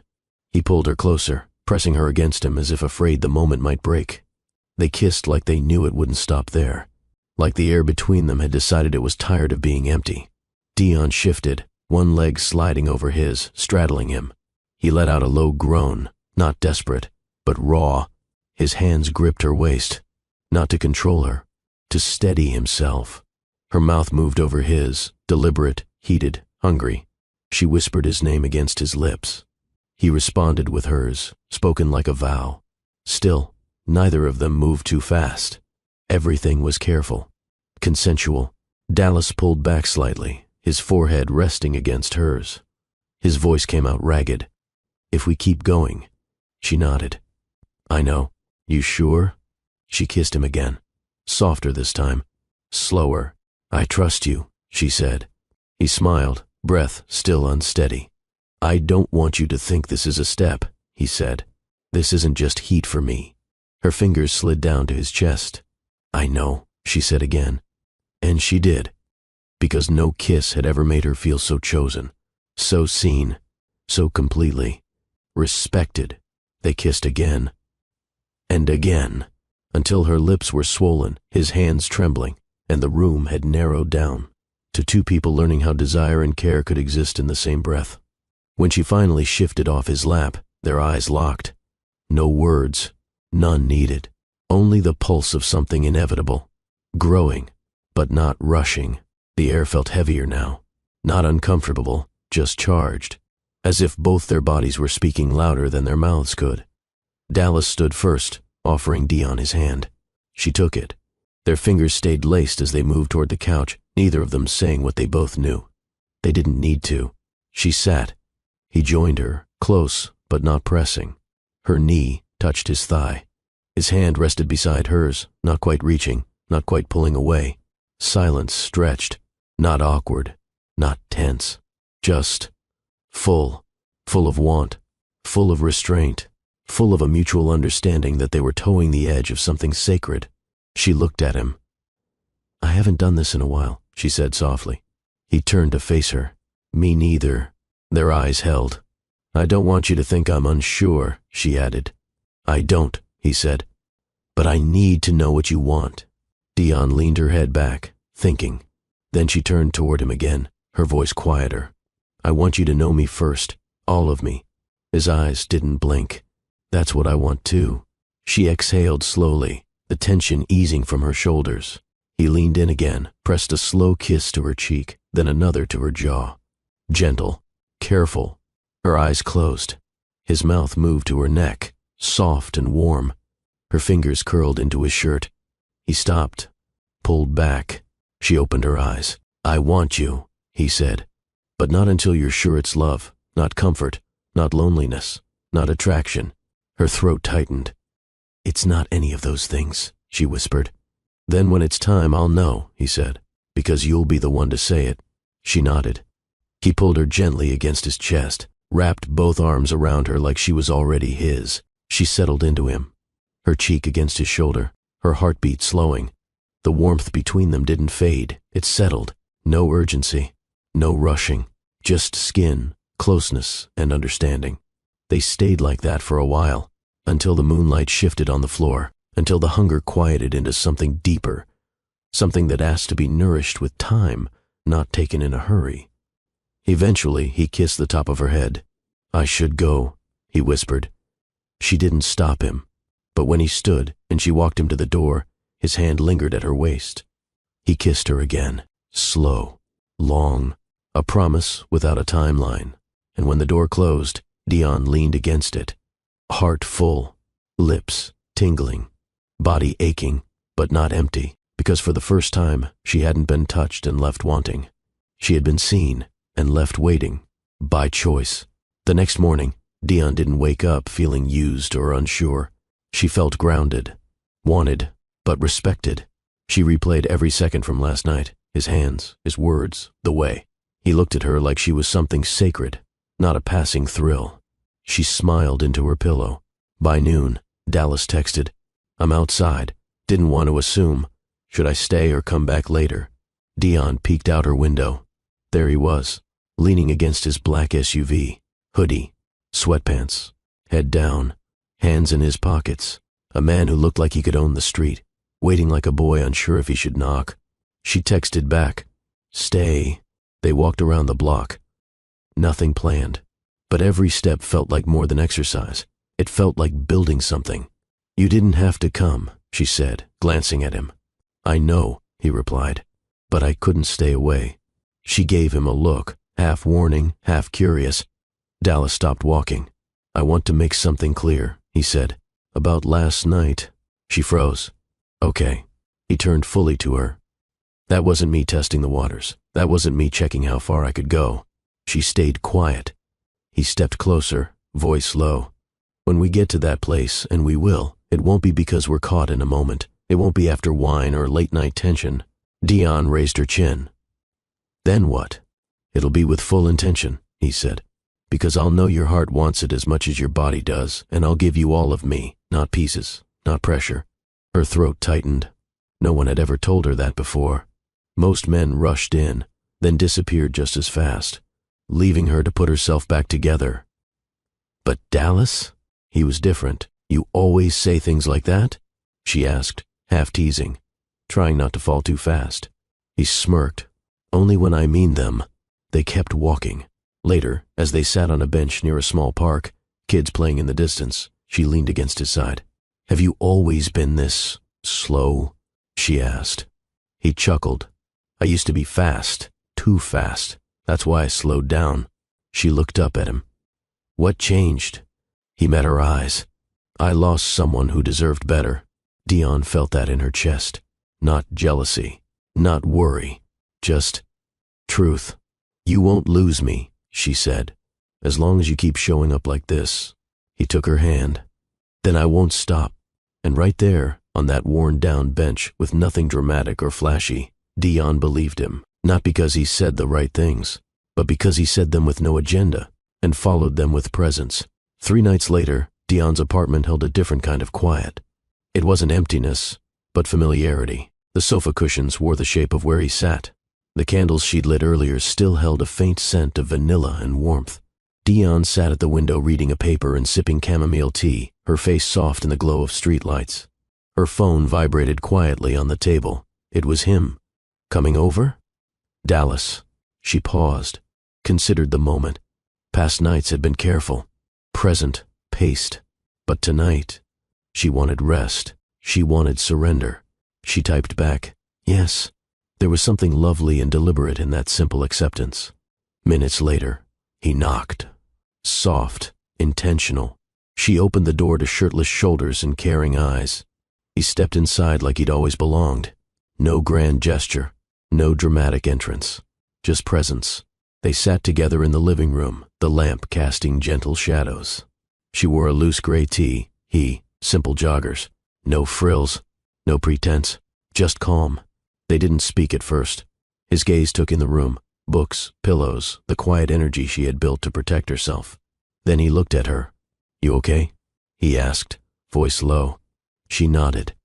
But he didn't move closer, didn't push, waited. There was something unspoken, something weighty yet gentle. Time stretched. Finally she whispered, Stay. He did.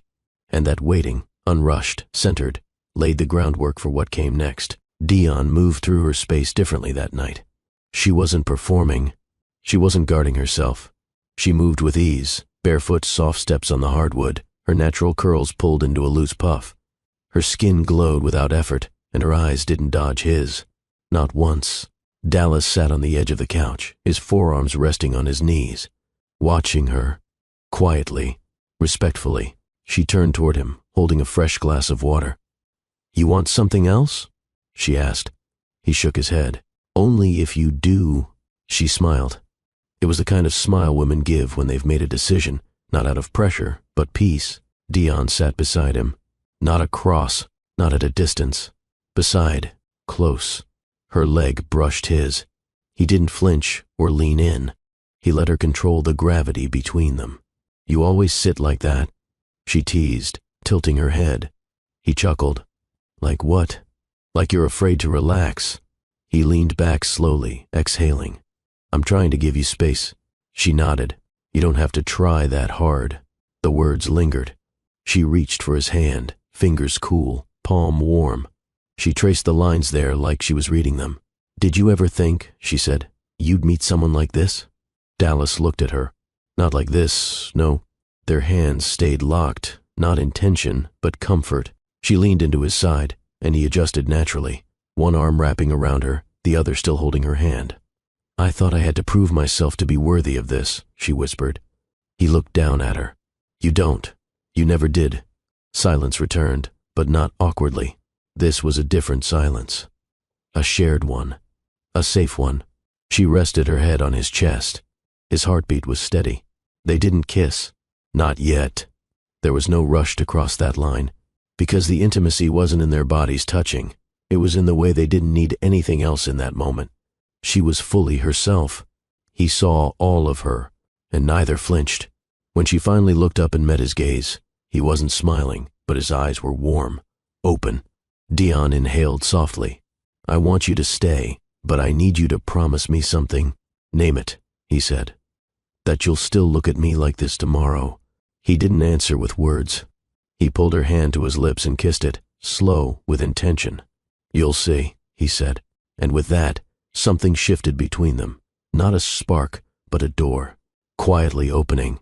The TV murmured in the background, but neither of them was watching. Dallas sat still, his hand resting on Dion's thigh. Light, respectful, waiting. Her legs were folded beneath her, body angled toward him. No one moved. No one had to. There was no pressure in the air, no game of push and pull. Just a question lingering without being asked yet. He leaned in, slow, his forehead nearly touching hers. "Dion," he said, his voice barely above a breath. Her eyes met his instantly. "If I kiss you now," he whispered, "would you let me?" She didn't blink. Her lips parted slightly. "Yes." Still, he didn't rush. He searched her expression, wanted to be sure. "Because I want this," he said. "But I won't take anything you're not ready to give." Her hands moved up to his chest, warm and steady. "I'm ready." It wasn't just consent, it was clarity. It was trust. He moved closer, their noses brushing. Then finally, his lips touched hers. Not hungry, not urgent, just full of the slow-burning desire that had been simmering for weeks. She kissed him back, matching his rhythm. It wasn't a show, it was a conversation, wordless but loud. He deepened the kiss only when she pulled him closer. She moaned softly, not from lust alone, but from how seen she felt.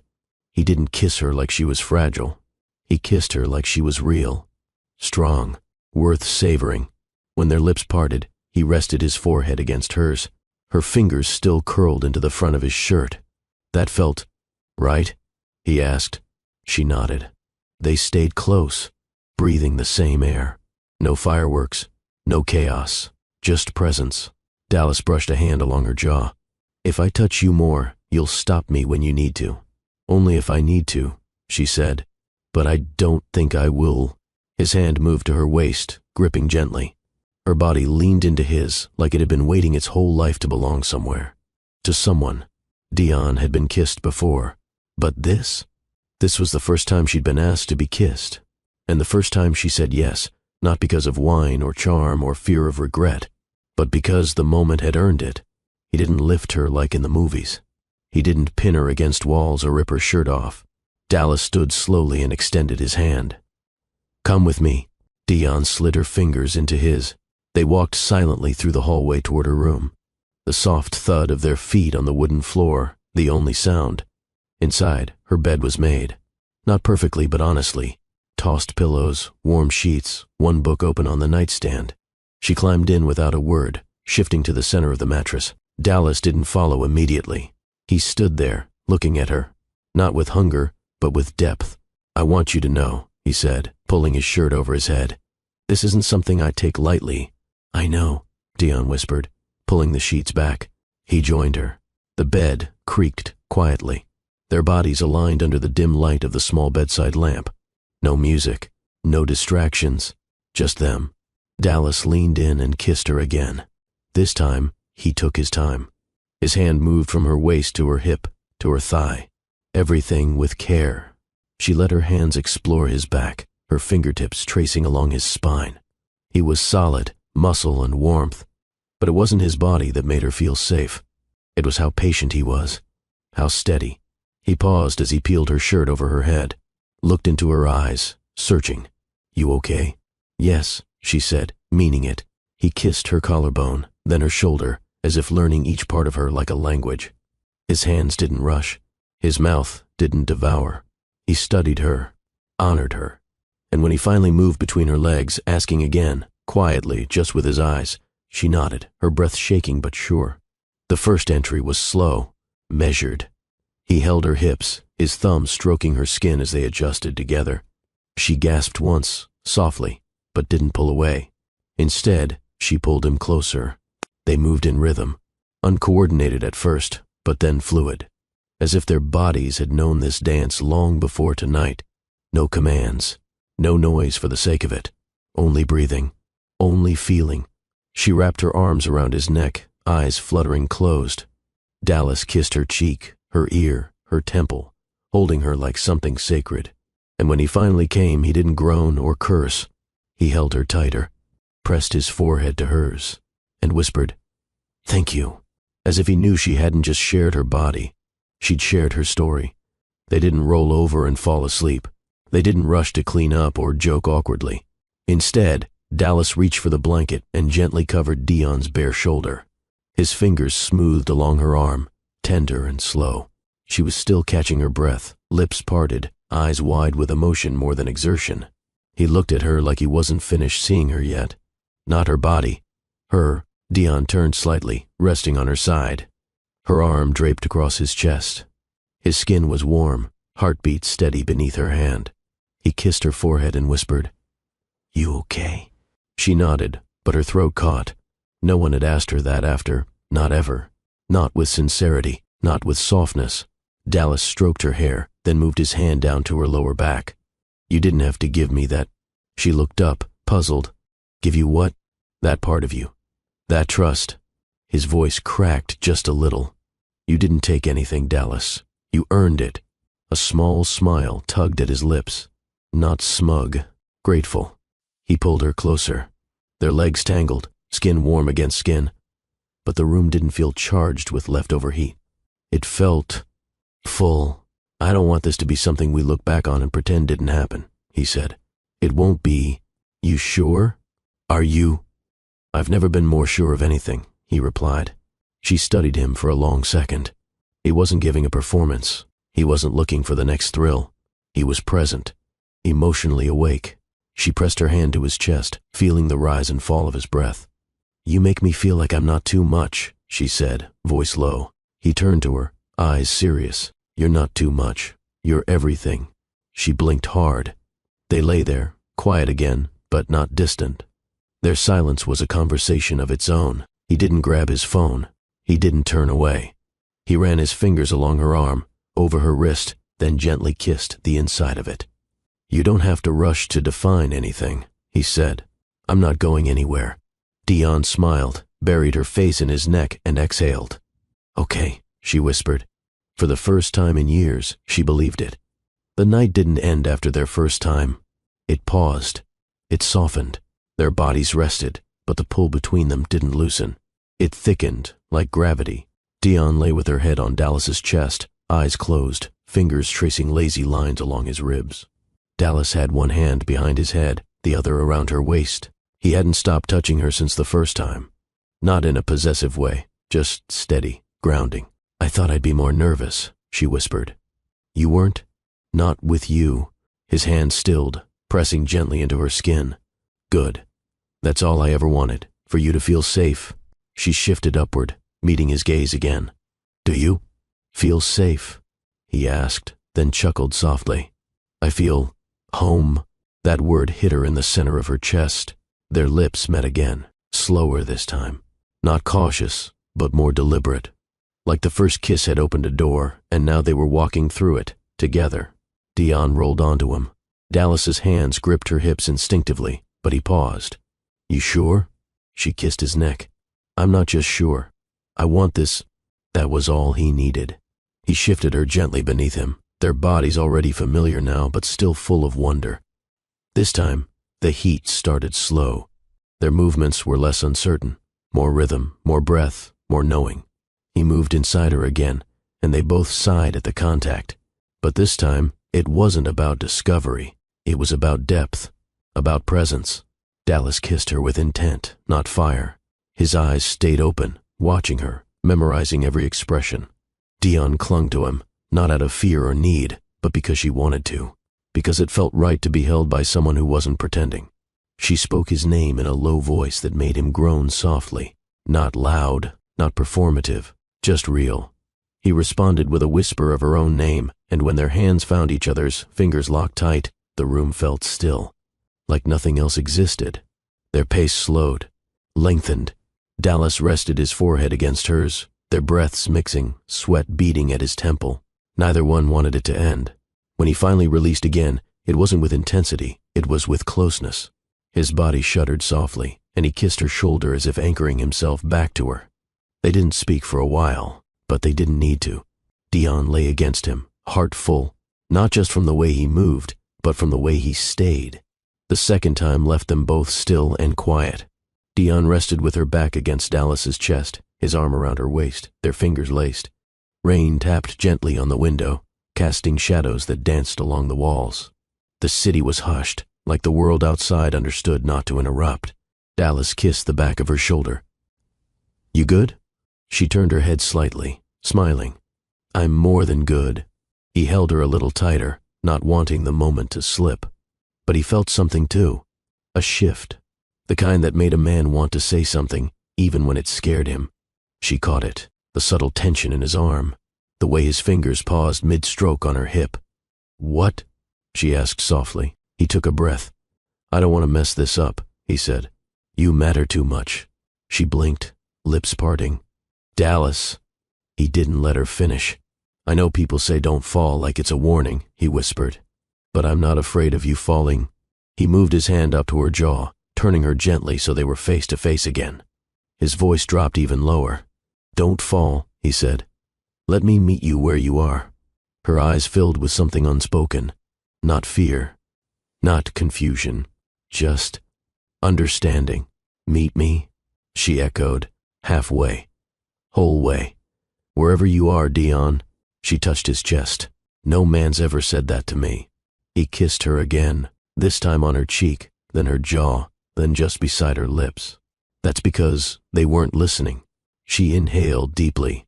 "I don't want to be a story you tell later. You won't be. Don't say it if you're not sure." "I'm not saying it," he replied. "I'm showing it. Every day after this, I'll show it." Dion searched his face. Every line, every crease. His honesty didn't come in waves. It came in presence, in warmth. "I'm scared," she admitted. "So am I.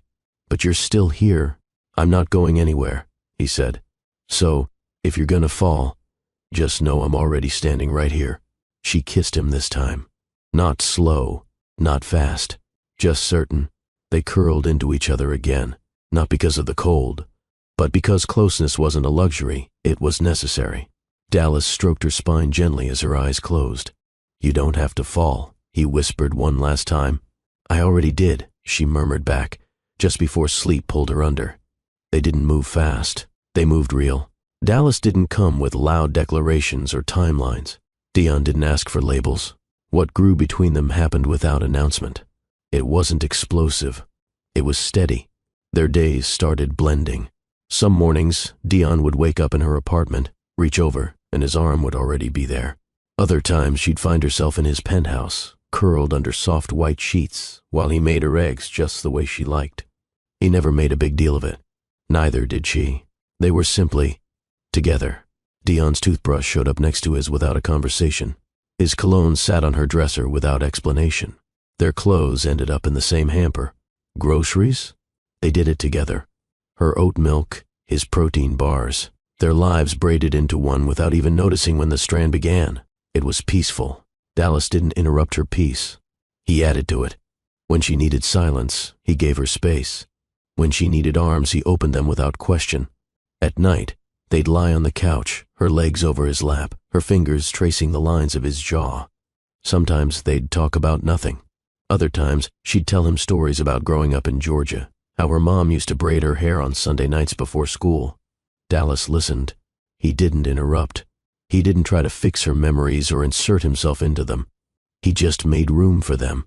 One night, while she was cooking pasta barefoot in his kitchen, he walked up behind her, wrapped, his arms around her waist, and whispered, "You look like you've always belonged here."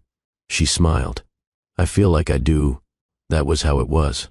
Not forced. Not planned. Organic. On Sundays, he'd read by the window while she played soul music and danced around in his oversized hoodie. On Mondays, she'd bring him lunch at his office, sometimes with a sticky note that read, "For the sexiest man in finance." He blushed every time. They made love without urgency. Sometimes it was intense. Sometimes it was slow. Sometimes it was just curling up and holding each other as the world outside spun. Dallas learned her moods by her silence. Dion learned his stress by how long he stared at his laptop. They didn't need instructions. They just paid attention. And when the world outside got too loud, they shut the door and made their own. One night, as they lay in bed, Dion whispered, "I've never had something this soft." Dallas kissed her shoulder. "Then we'll protect it together." And they did. Not because they had to, because neither of them knew how to live without it anymore. Dallas Kane lived by routine. Before Dion, every morning looked the same. Wake at 5:30. Gym by 6. Protein shake, black coffee, email, strategy call, rinse, repeat. He liked order. Predictability gave him control. Control made him feel safe. Dion? She was the opposite. She loved to interrupt, not in chaos, but in color. The first time she broke his routine, she showed up at his office with 2 blueberry muffins and no warning. He was in a meeting. She didn't care. "Tell your assistant you've been kidnapped," she said, stepping into his glass-walled office like she owned the building. He blinked. "What?" 15-minute muffin break. Doctor's orders. He stared at her, then at the muffins, then back at her grin. He dismissed the meeting. From that day on, she made room in his routine. Slowly, gently, she started slipping love notes in his briefcase. One time he opened his tablet case at a board meeting and found a note that read, "Don't be too serious. You're still mine under all that suit." He cleared his throat, trying not to smile as the other board members looked confused. He began waking up later, letting the gym wait, making time for breakfast together. She brought flowers just because. Sometimes she stole his t-shirts, wore them to bed, and laughed when he pretended to be mad. Dion danced in the kitchen with loud music while he reviewed earnings reports. She made fun of his playlists. He pretended not to enjoy it when she sang 90 seconds R&B off-key, twirling in socks on the marble floors. Dallas started leaving work earlier, started asking her opinion on business decisions.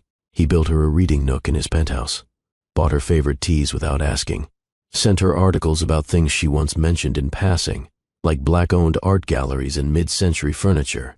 He noticed everything. She responded with touch. When he was tired, she ran her fingers through his hair. When he was overwhelmed, she climbed into his lap and kissed his forehead. When he forgot to take breaks, she pulled him into bed and laid on his chest until he stopped thinking. They became rhythm and pause, order and surprise. One morning, he stepped into the kitchen and saw she had rearranged everything in his pantry. She stood there, hands on her hips. "You need more flavor in your life." Dallas blinked at the unfamiliar spice rack. "Is this turmeric?" She walked past him and kissed his cheek. "It's love." He smiled. "I thought love was chili flakes." "It's that too." He didn't correct her. He didn't fix the pantry. He left it exactly how she placed it. Because her disruption didn't unsettle him. It softened him. She filled in his edges with warmth. And he made space for every part of her. Dallas Kane had access to every luxury known to man. He could have shut down Central Park and proposed under fireworks. He could have flown Dion to Paris, arranged a string quartet, had the Eiffel Tower behind them lit in gold. But none of that felt like them. They weren't loud. They were steady. Dallas had the ring for 3 weeks before he even told her he loved her. That's how much the words meant to him. That's how deeply he respected what they had. He waited, watched, listened, and one Saturday morning, he knew. They had spent the night at Dion's place. She was still asleep, her curls wild on the pillow, one leg over his hip, her hand tucked under his shirt. He didn't move. He just looked at her. She didn't wear makeup to bed.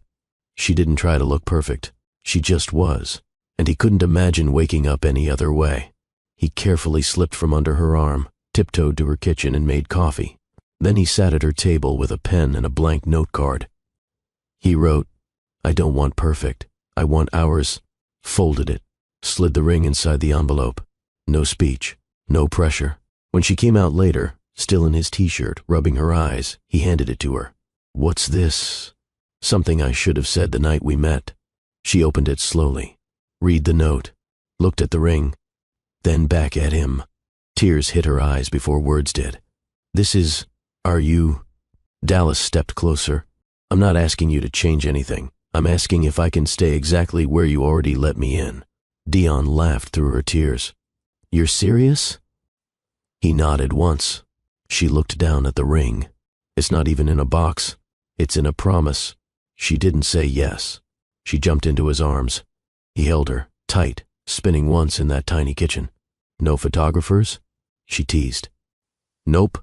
No rooftop restaurant? Nope. No viral video? Just us. She kissed him. Good. Because this is what I wanted all along. Dallas slipped the ring on her finger. No audience. No performance. Just him and her. Quiet. Real. She held up her hand, the sunlight catching the diamond. Then she looked him in the eye. I don't want perfect either. He smiled. Then we're good. And they were. There were no chandeliers. No tuxedos. No 5-tiered cake flown in from Manhattan. Dion and Dallas stood barefoot in the grass, under a tall tree just outside Savannah, Georgia. The tree had history, twisted roots, branches that stretched like open arms, moss hanging like a soft curtain above their heads. It felt like it had waited for them, like it had seen this kind of love before. They didn't send out gold-embossed invitations. Dion texted a few names. Dallas called his mother the week before. Only 15 people stood in a half-circle around them. No crowd, just warmth. Dion wore a cream dress she found at a small black-owned boutique in Atlanta. It hugged her body gently, like it had been made just for her. Her curls were pinned loosely, with wildflowers tucked between the strands. No veil, no heels. Dallas wore linen pants and an open-collar white shirt. His sleeves were rolled up.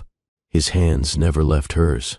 There was no pastor in a robe, just her friend Darnell, who got ordained online because he believed in their love enough to do it. The vows weren't written in calligraphy. They were scribbled on scraps of paper, words crossed out and rewritten in the margins. But when Dion read hers, everyone cried. I didn't fall in love with what you had. I fell in love with what you kept trying to hide. And the moment you let me in, I knew I wasn't leaving. Dallas took a breath, then read his. You didn't fix me. You showed me I didn't need fixing to be worth loving. I promised to never hold you with anything but open hands. No one clapped. No music played. Just the wind, and their kiss, and silence that felt like a blessing.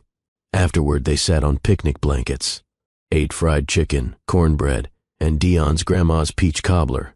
They laughed, told stories, took Polaroids. No reception hall, just grass and sun and two people who chose each other without spectacle. Dallas whispered to Dion during a quiet moment, If I had done this in a ballroom, would you have said no? She grinned. I would have said yes, but I would have made you take your shoes off after.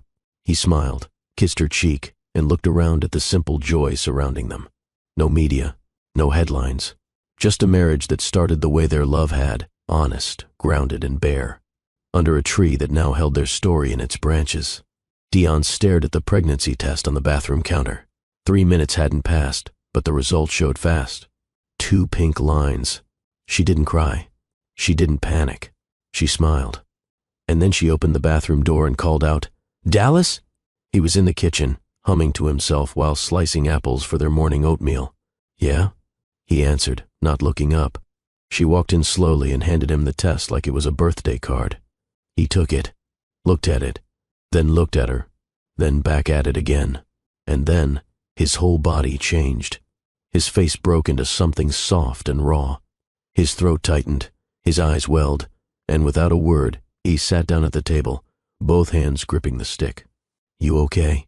Dion asked, stepping closer. He nodded but couldn't talk. She sat beside him. Did I break you? He laughed. Wet, messy. No. You fixed something I didn't even know was missing. Still, he didn't stop staring at the test. I've built empires, Dion, he whispered. I've signed contracts worth billions. But nothing has ever felt as permanent or as terrifying as this. You're scared? She asked, but she already knew the answer. He nodded. In the best way. She leaned into him. We're going to be okay. He turned to her, finally able to speak without shaking. I've never had a model for this. I didn't grow up watching a man stay. I watched him leave. You're staying, she said gently. You already stayed. Dallas ran a hand over her stomach and whispered, That's our baby in there? Dion smiled. You want to ask the test again? He laughed, then kissed her belly for the first time. I'm going to mess up, he murmured. She nodded. Yeah, and I'm going to correct you. He looked into her eyes, still watery but steadier now. How are you so calm? I've wanted this, she said. With you. He held the test again, like it was sacred. Dion took it from him and put it on the counter. Then she held his face in her hands. You're allowed to feel everything. Even too much. Dallas closed his eyes and leaned into her touch. That night, he couldn't sleep. He lay awake beside her, one hand on her belly, the other under his head. Do you think it's a girl? He whispered. Dion turned sleepily. I think it's love, no matter who comes out. He smiled at that. And for the first time in his life, Dallas Kane, CEO, billionaire, man of control, felt undone by something he couldn't schedule, build, or predict. He felt undone by love growing quietly inside the woman who'd fallen asleep on his shoulder on a plane. The rain tapped gently against the windows of their apartment in Midtown Atlanta. Dion sat on the couch, her legs curled beneath her, wearing one of Dallas's oversized shirts. Her belly had just started to show, a soft curve beneath the cotton. She had been reading a parenting book, then closed it halfway through. Every chapter makes it sound like we'll break the baby by sneezing wrong, she said, tossing the book on the table. Dallas looked up from the floor, where he was assembling a bassinet. I think love is stronger than any mistake we'll make. She smiled. You sure? He stood and walked to her. No. But I want you to believe I am. Dion watched him as he approached. His shirt was damp with sweat, sleeves rolled up, hands dusty from the wooden parts. You build like you kiss, she said softly. How's that? Slow, focused, no shortcuts. He sat beside her, brushing a curl behind her ear. You always talk like I'm a better man than I feel. Maybe you are. The air shifted between them. He touched her face, then her belly, then her hand, and without saying a word, he stood and offered his hand. She took it. In the bedroom, there was no rush, no dramatic music, just breath and trust. He undressed her gently, taking time with every button. She looked at him, steady. Does this change things? She asked, placing his hand on her slight bump. It deepens them, he whispered. When their bodies met, it wasn't just about passion. It was about anchoring, about grounding their fears and joys into something physical. He kissed her neck slower this time. He held her tighter. She moaned, low and quiet, less from pleasure and more from being seen. He paused. You okay? She nodded. Don't stop being like this. He smiled against her skin. Like what? Present. That night their love didn't need to prove anything. It was no longer new or uncertain. It had grown roots. When it was over, they didn't say much. They just laid there, her head on his chest, his fingers tracing lazy circles on her back. I didn't know it could feel different, Dion said. What? Making love while carrying love. Dallas blinked slowly. You're going to be so much more than a father, she whispered. You're going to be his or her safe place. He kissed her forehead. You already are mine. They didn't fall asleep right away. They stayed in that space where nothing had to be said, and everything had already been answered in the way their bodies folded into each other. The hospital room smelled of sterile sheets and soft lavender. Dion gripped the bed rails, her breath short and sharp. Dallas stood by her side, his hands shaking, though he tried to hide it. Look at me, she whispered between contractions. He looked. His eyes were wide, uncertain. Stop pacing, she added, teeth clenched. Be here. He nodded, stepped in close, and wrapped both hands around hers. I'm here, he said. I'm right here. 12 hours. That's how long labor dragged on. Dallas stayed the entire time. No phone calls, no laptop, no pacing, just holding ice chips, wiping sweat, and whispering things she could barely hear but somehow needed. When Dion screamed from the final push, he didn't flinch. He held her tighter. Then came the sound that cracked him wide open. A small, perfect cry. It's a girl, the nurse said. Dion laughed through tears. I told you. Dallas couldn't speak. He stared as the baby was cleaned and wrapped. The nurse handed her to Dion first, but Dion shook her head gently and turned toward him. She needs to meet you first, she whispered. Dallas reached out with trembling arms. Deborah, his daughter. She was so small. brown curls matted down, lips puckered like she was already displeased with the world. He pressed his forehead to hers and cried. "You're okay," he whispered. "You're safe." Dion watched him. This man, the same one who once panicked at the idea of love, now held it like glass and gold. The nurse asked, "Do you want skin-to-skin, Dad?" He didn't even answer. He pulled off his shirt and held Deborah against his chest, folding his arms around her. Her tiny body calmed. "She knows you," Dion said quietly. Dallas looked up. "I've been talking to her for months." "She better." Later, when Dion was settled and Deborah had fallen asleep on his chest, he sat beside the hospital bed and said, "I think I get it now." "What?" "Why people say they'd die for someone they just met." She smiled. "It's not about time, it's about depth." He nodded slowly. There were no grand declarations, no speeches. Just a man who had built skyscrapers, now weeping over 7 pounds of new life in his arms. He kissed Deborah's head, then looked at Dion. "Thank you," he said softly. "For what?" "For doing this with me." The house was quiet, the kind of quiet that only comes in the early hours when the world is still asleep. Moonlight spilled through the nursery window, casting a soft glow on the rocking chair where Dallas sat, cradling Deborah in his arms. She was 2 weeks old, wrapped in a yellow blanket, eyes closed, breathing slow. He rocked her gently, one foot nudging the floor, the other planted for balance. His shirt was stained from formula and sleep was a memory, but his heart was full. Dion stood in the doorway, leaning against the frame. "You didn't have to get up," she whispered. He looked up. "I wanted to." She walked over, barefoot and sleepy-eyed, and sat on the armrest beside him. For a while, they said nothing, just watched their daughter's tiny chest rise and fall. "I used to think life was measured by deals, accounts, progress," he finally said. Dion rubbed his shoulder. "And now? Now it's measured by how long she holds my pinky." He looked down at Deborah's tiny fingers gripping his. "I didn't know I needed this," he added. She kissed his temple. He turned to her. "You gave me more than a child. You gave me peace. You gave me space to be soft," she whispered back. Dallas stood, still holding the baby, and laid her carefully in the crib. She stirred, but didn't wake. They walked back to their room. Dion crawled into bed. Dallas followed and pulled her close. "Do you remember what I said after our first time?" he asked. She thought. "You said, 'Don't fall. Let me meet you where you are.'" He nodded, voice low. "You let me meet you, over and over again. Even when I didn't know how to show up." She looked up at him, her face lit by the soft hallway light. "You did show up, every time." Dallas cupped her cheek, his thumb stroking her skin. "You're everything," he whispered. "Thank you." Dion didn't cry. She breathed.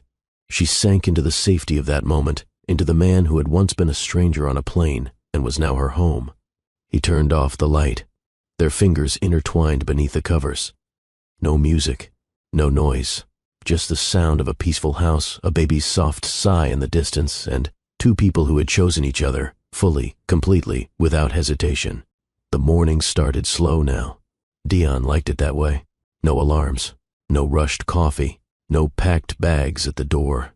Just the sound of birds outside and the smell of maple syrup drifting from the kitchen. Dallas had made pancakes again. He always shaped Deborah's into animals, this time a bear with banana slice eyes. She clapped when she saw it. "Mama, Daddy made a bear face." She beamed, syrup already on her fingers. Dion smiled, leaning on the kitchen doorway. Her silk robe hung open just enough to let warmth in, her hair wrapped in a soft scarf. Dallas glanced at her. "I tried for a cat," he said. Dion grinned. "Well, it's a delicious bear." Deborah giggled and swung her feet from the chair. Their house wasn't a mansion, but it didn't need to be. The walls held warmth. The photos on the fridge told stories. Their laundry baskets stayed full, but so did their hearts. Most days were spent barefoot. Music played low. Sometimes jazz, sometimes Deborah's cartoon songs. Evenings belonged to the porch.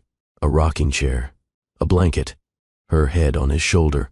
Laughter from inside. Sometimes silence. There was no rush to be anywhere. No loud drama. No burning passion filled with regret. Just consistency. Dallas washed dishes while Dion folded Deborah's clothes. They kissed before bed and touched each other with the ease of two people who knew what made the other feel safe. Love wasn't a grand gesture. It was the grocery runs, the way he turned her side of the pillow, the way she left him voice notes during errands. They didn't chase peace anymore. They lived in it. Dion never had to wonder if Deborah felt loved. She saw it every day, etched into the way Dallas watched their daughter like she was made of stardust and stories. He didn't talk too much, but his actions roared. He braided her hair slowly each morning, tongue between his lips in concentration, as if each twist held a prayer. When she cried, he never shushed her. He crouched down, eye level, and listened until her storm passed. He read to her every night, even when his voice cracked from long meetings. Sometimes he'd stop mid-sentence and just watch her sleep, whispering, "She's magic." And when she fell asleep in his arms, he wouldn't move for hours, not even to turn off the lamp. Dion watched him from the hallway sometimes, just watched. There was something about seeing a man so strong be so soft, with no audience, that made her chest tighten in the best way. He was her husband, but with Deborah, he became something more. Not a hero, not a protector, a mirror. He gave their daughter space to feel everything. He taught her it was okay to be loud, to be bright, to ask questions. He answered them with patience, even when she asked the same thing 3 times in a row. "Daddy, why do you love Mama?" He smiled. "Because she sees all of me and never runs." Dion's throat caught when she heard that. Dallas never needed to raise his voice to lead. He parented like he loved, steady, quiet, full of presence. That was how kings ruled, by making those around them feel safe. And their daughter? She never flinched. She never second-guessed love, because her father had already shown her what it looked like. Deborah had a mind of her own. At 4, she already knew what dress matched what sandals, and no one could convince her otherwise. Not even Dion, who tried once and got a 10-minute lecture about fashion rules for princesses. Dallas had chuckled quietly in the hallway. "She's you," he whispered to Dion. "No," Dion whispered back. "She's better."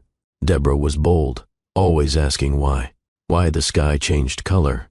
Why some kids had more toys. Why Mama cried during old love songs. She didn't just accept the world, she studied it. And she challenged it. She once corrected a cashier on the capital of Montana. "It's Helena, not Billings. I saw it in my book." The cashier laughed and gave her a sticker. Her preschool teacher called her a force. Dion called her a storm wrapped in glitter. But Deborah had a soft side too. She hugged strangers in the park. She picked wildflowers for Dion after school. She told Dallas every night, "You're the best daddy in the whole wide daddy planet." She called Dion her shiny queen and Dallas her muscle marshmallow. Sometimes Dion just watched her from the doorway, bossing her dolls around, organizing her books by color, humming songs to herself. Beautiful didn't begin to cover her. It was the confidence, the joy, the spark. She looked like Dion but carried Dallas's quiet depth. She was curious, kind, and had no problem saying what she needed. "I'm not sleepy," she'd pout. "You don't have to be," Dallas would reply. "But we can rest." She always ended up asleep 5 minutes later. Bossy, brilliant, beautiful. That was Deborah. And every day, she reminded them that love, when planted right, grows wild and bold and absolutely unforgettable. Dion stood in the bathroom with the test in her hand. 2 lines, clear as day. She sat on the closed toilet lid, both hands gripping the edges of the counter. Her heart thudded, not out of fear, but out of something she hadn't felt since Deborah was born.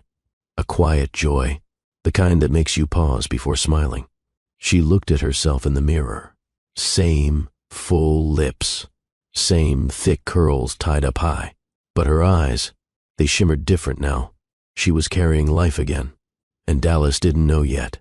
Not because she was scared to tell him. No. Dallas had never given her reason to doubt his love. He loved with both hands. He listened with his whole face. He kissed her stomach after long days, even when there was nothing there but butterflies and dinner. But this time, she wanted the moment to be right. Not loud, not rushed, just theirs. Deborah was down for her nap. Dallas was outside, sweeping the porch. The late afternoon sun spilled across the hardwood like honey. Everything felt soft, perfect. She slid the test into the drawer, then placed her hand on her stomach. "I got you," she whispered. Later that evening, as Dallas came in smelling like wind and pine, she watched him from the kitchen. He kissed her cheek. Warm, slow. "You okay?" he asked. She nodded. "Yeah, better than okay." He didn't ask more. He never pushed. And that made it even easier to fall for him again, every single time. Dion smiled to herself as she stirred the pot of soup. She had a secret, but it wouldn't stay a secret for long. And when she told him, she knew his reaction would remind her why choosing him was never a mistake. The porch light buzzed faintly above them. The sky had turned violet, brushed with the last breath of daylight. Cicadas hummed. Somewhere down the block, a sprinkler kicked on.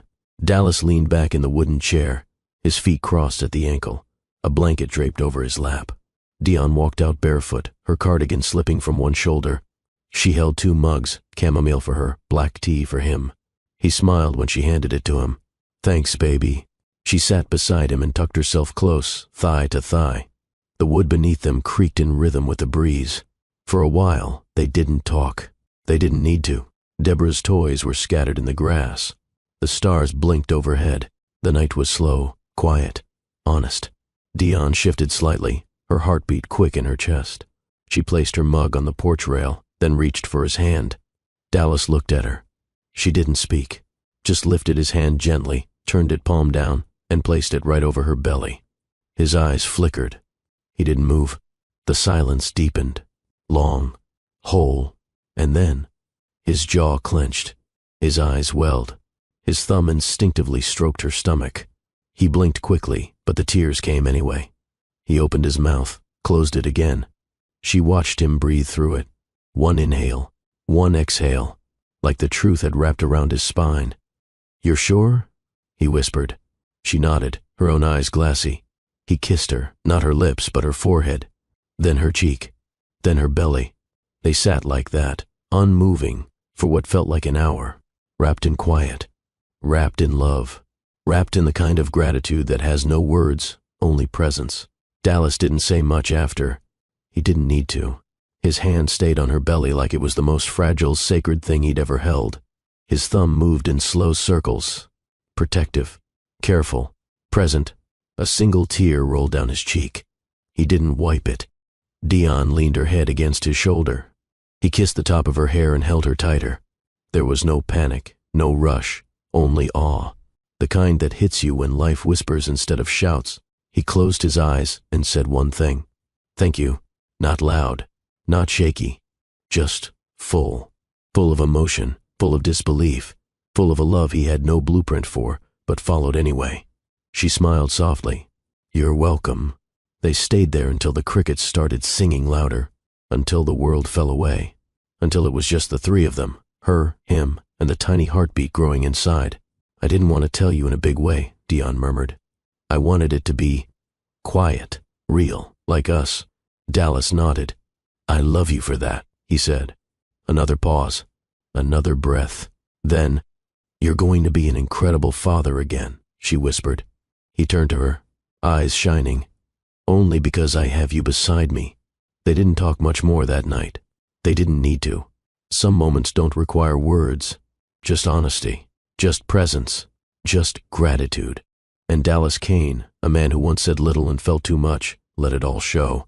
Not through speeches or grand gestures, but through stillness, through a look, through a tear he didn't hide. That was his way of saying everything. The stars had fully taken over the sky. Dallas leaned back in the porch chair, hands still wrapped around Dion's. He looked up, taking in the sky like it held secrets he finally understood. Dion turned to him. "What are you thinking?" He paused, then said, "Peace isn't earned. It's a person." She blinked, caught off guard. "What do you mean?" He turned toward her. "I spent most of my life thinking I had to achieve peace, buy it, build it, win it, like it was something waiting at the end of success." He ran a hand through his hair, voice quiet. "But peace was always a person. You—" Her chest tightened. "Dallas, I sleep like a man who stopped running," he continued.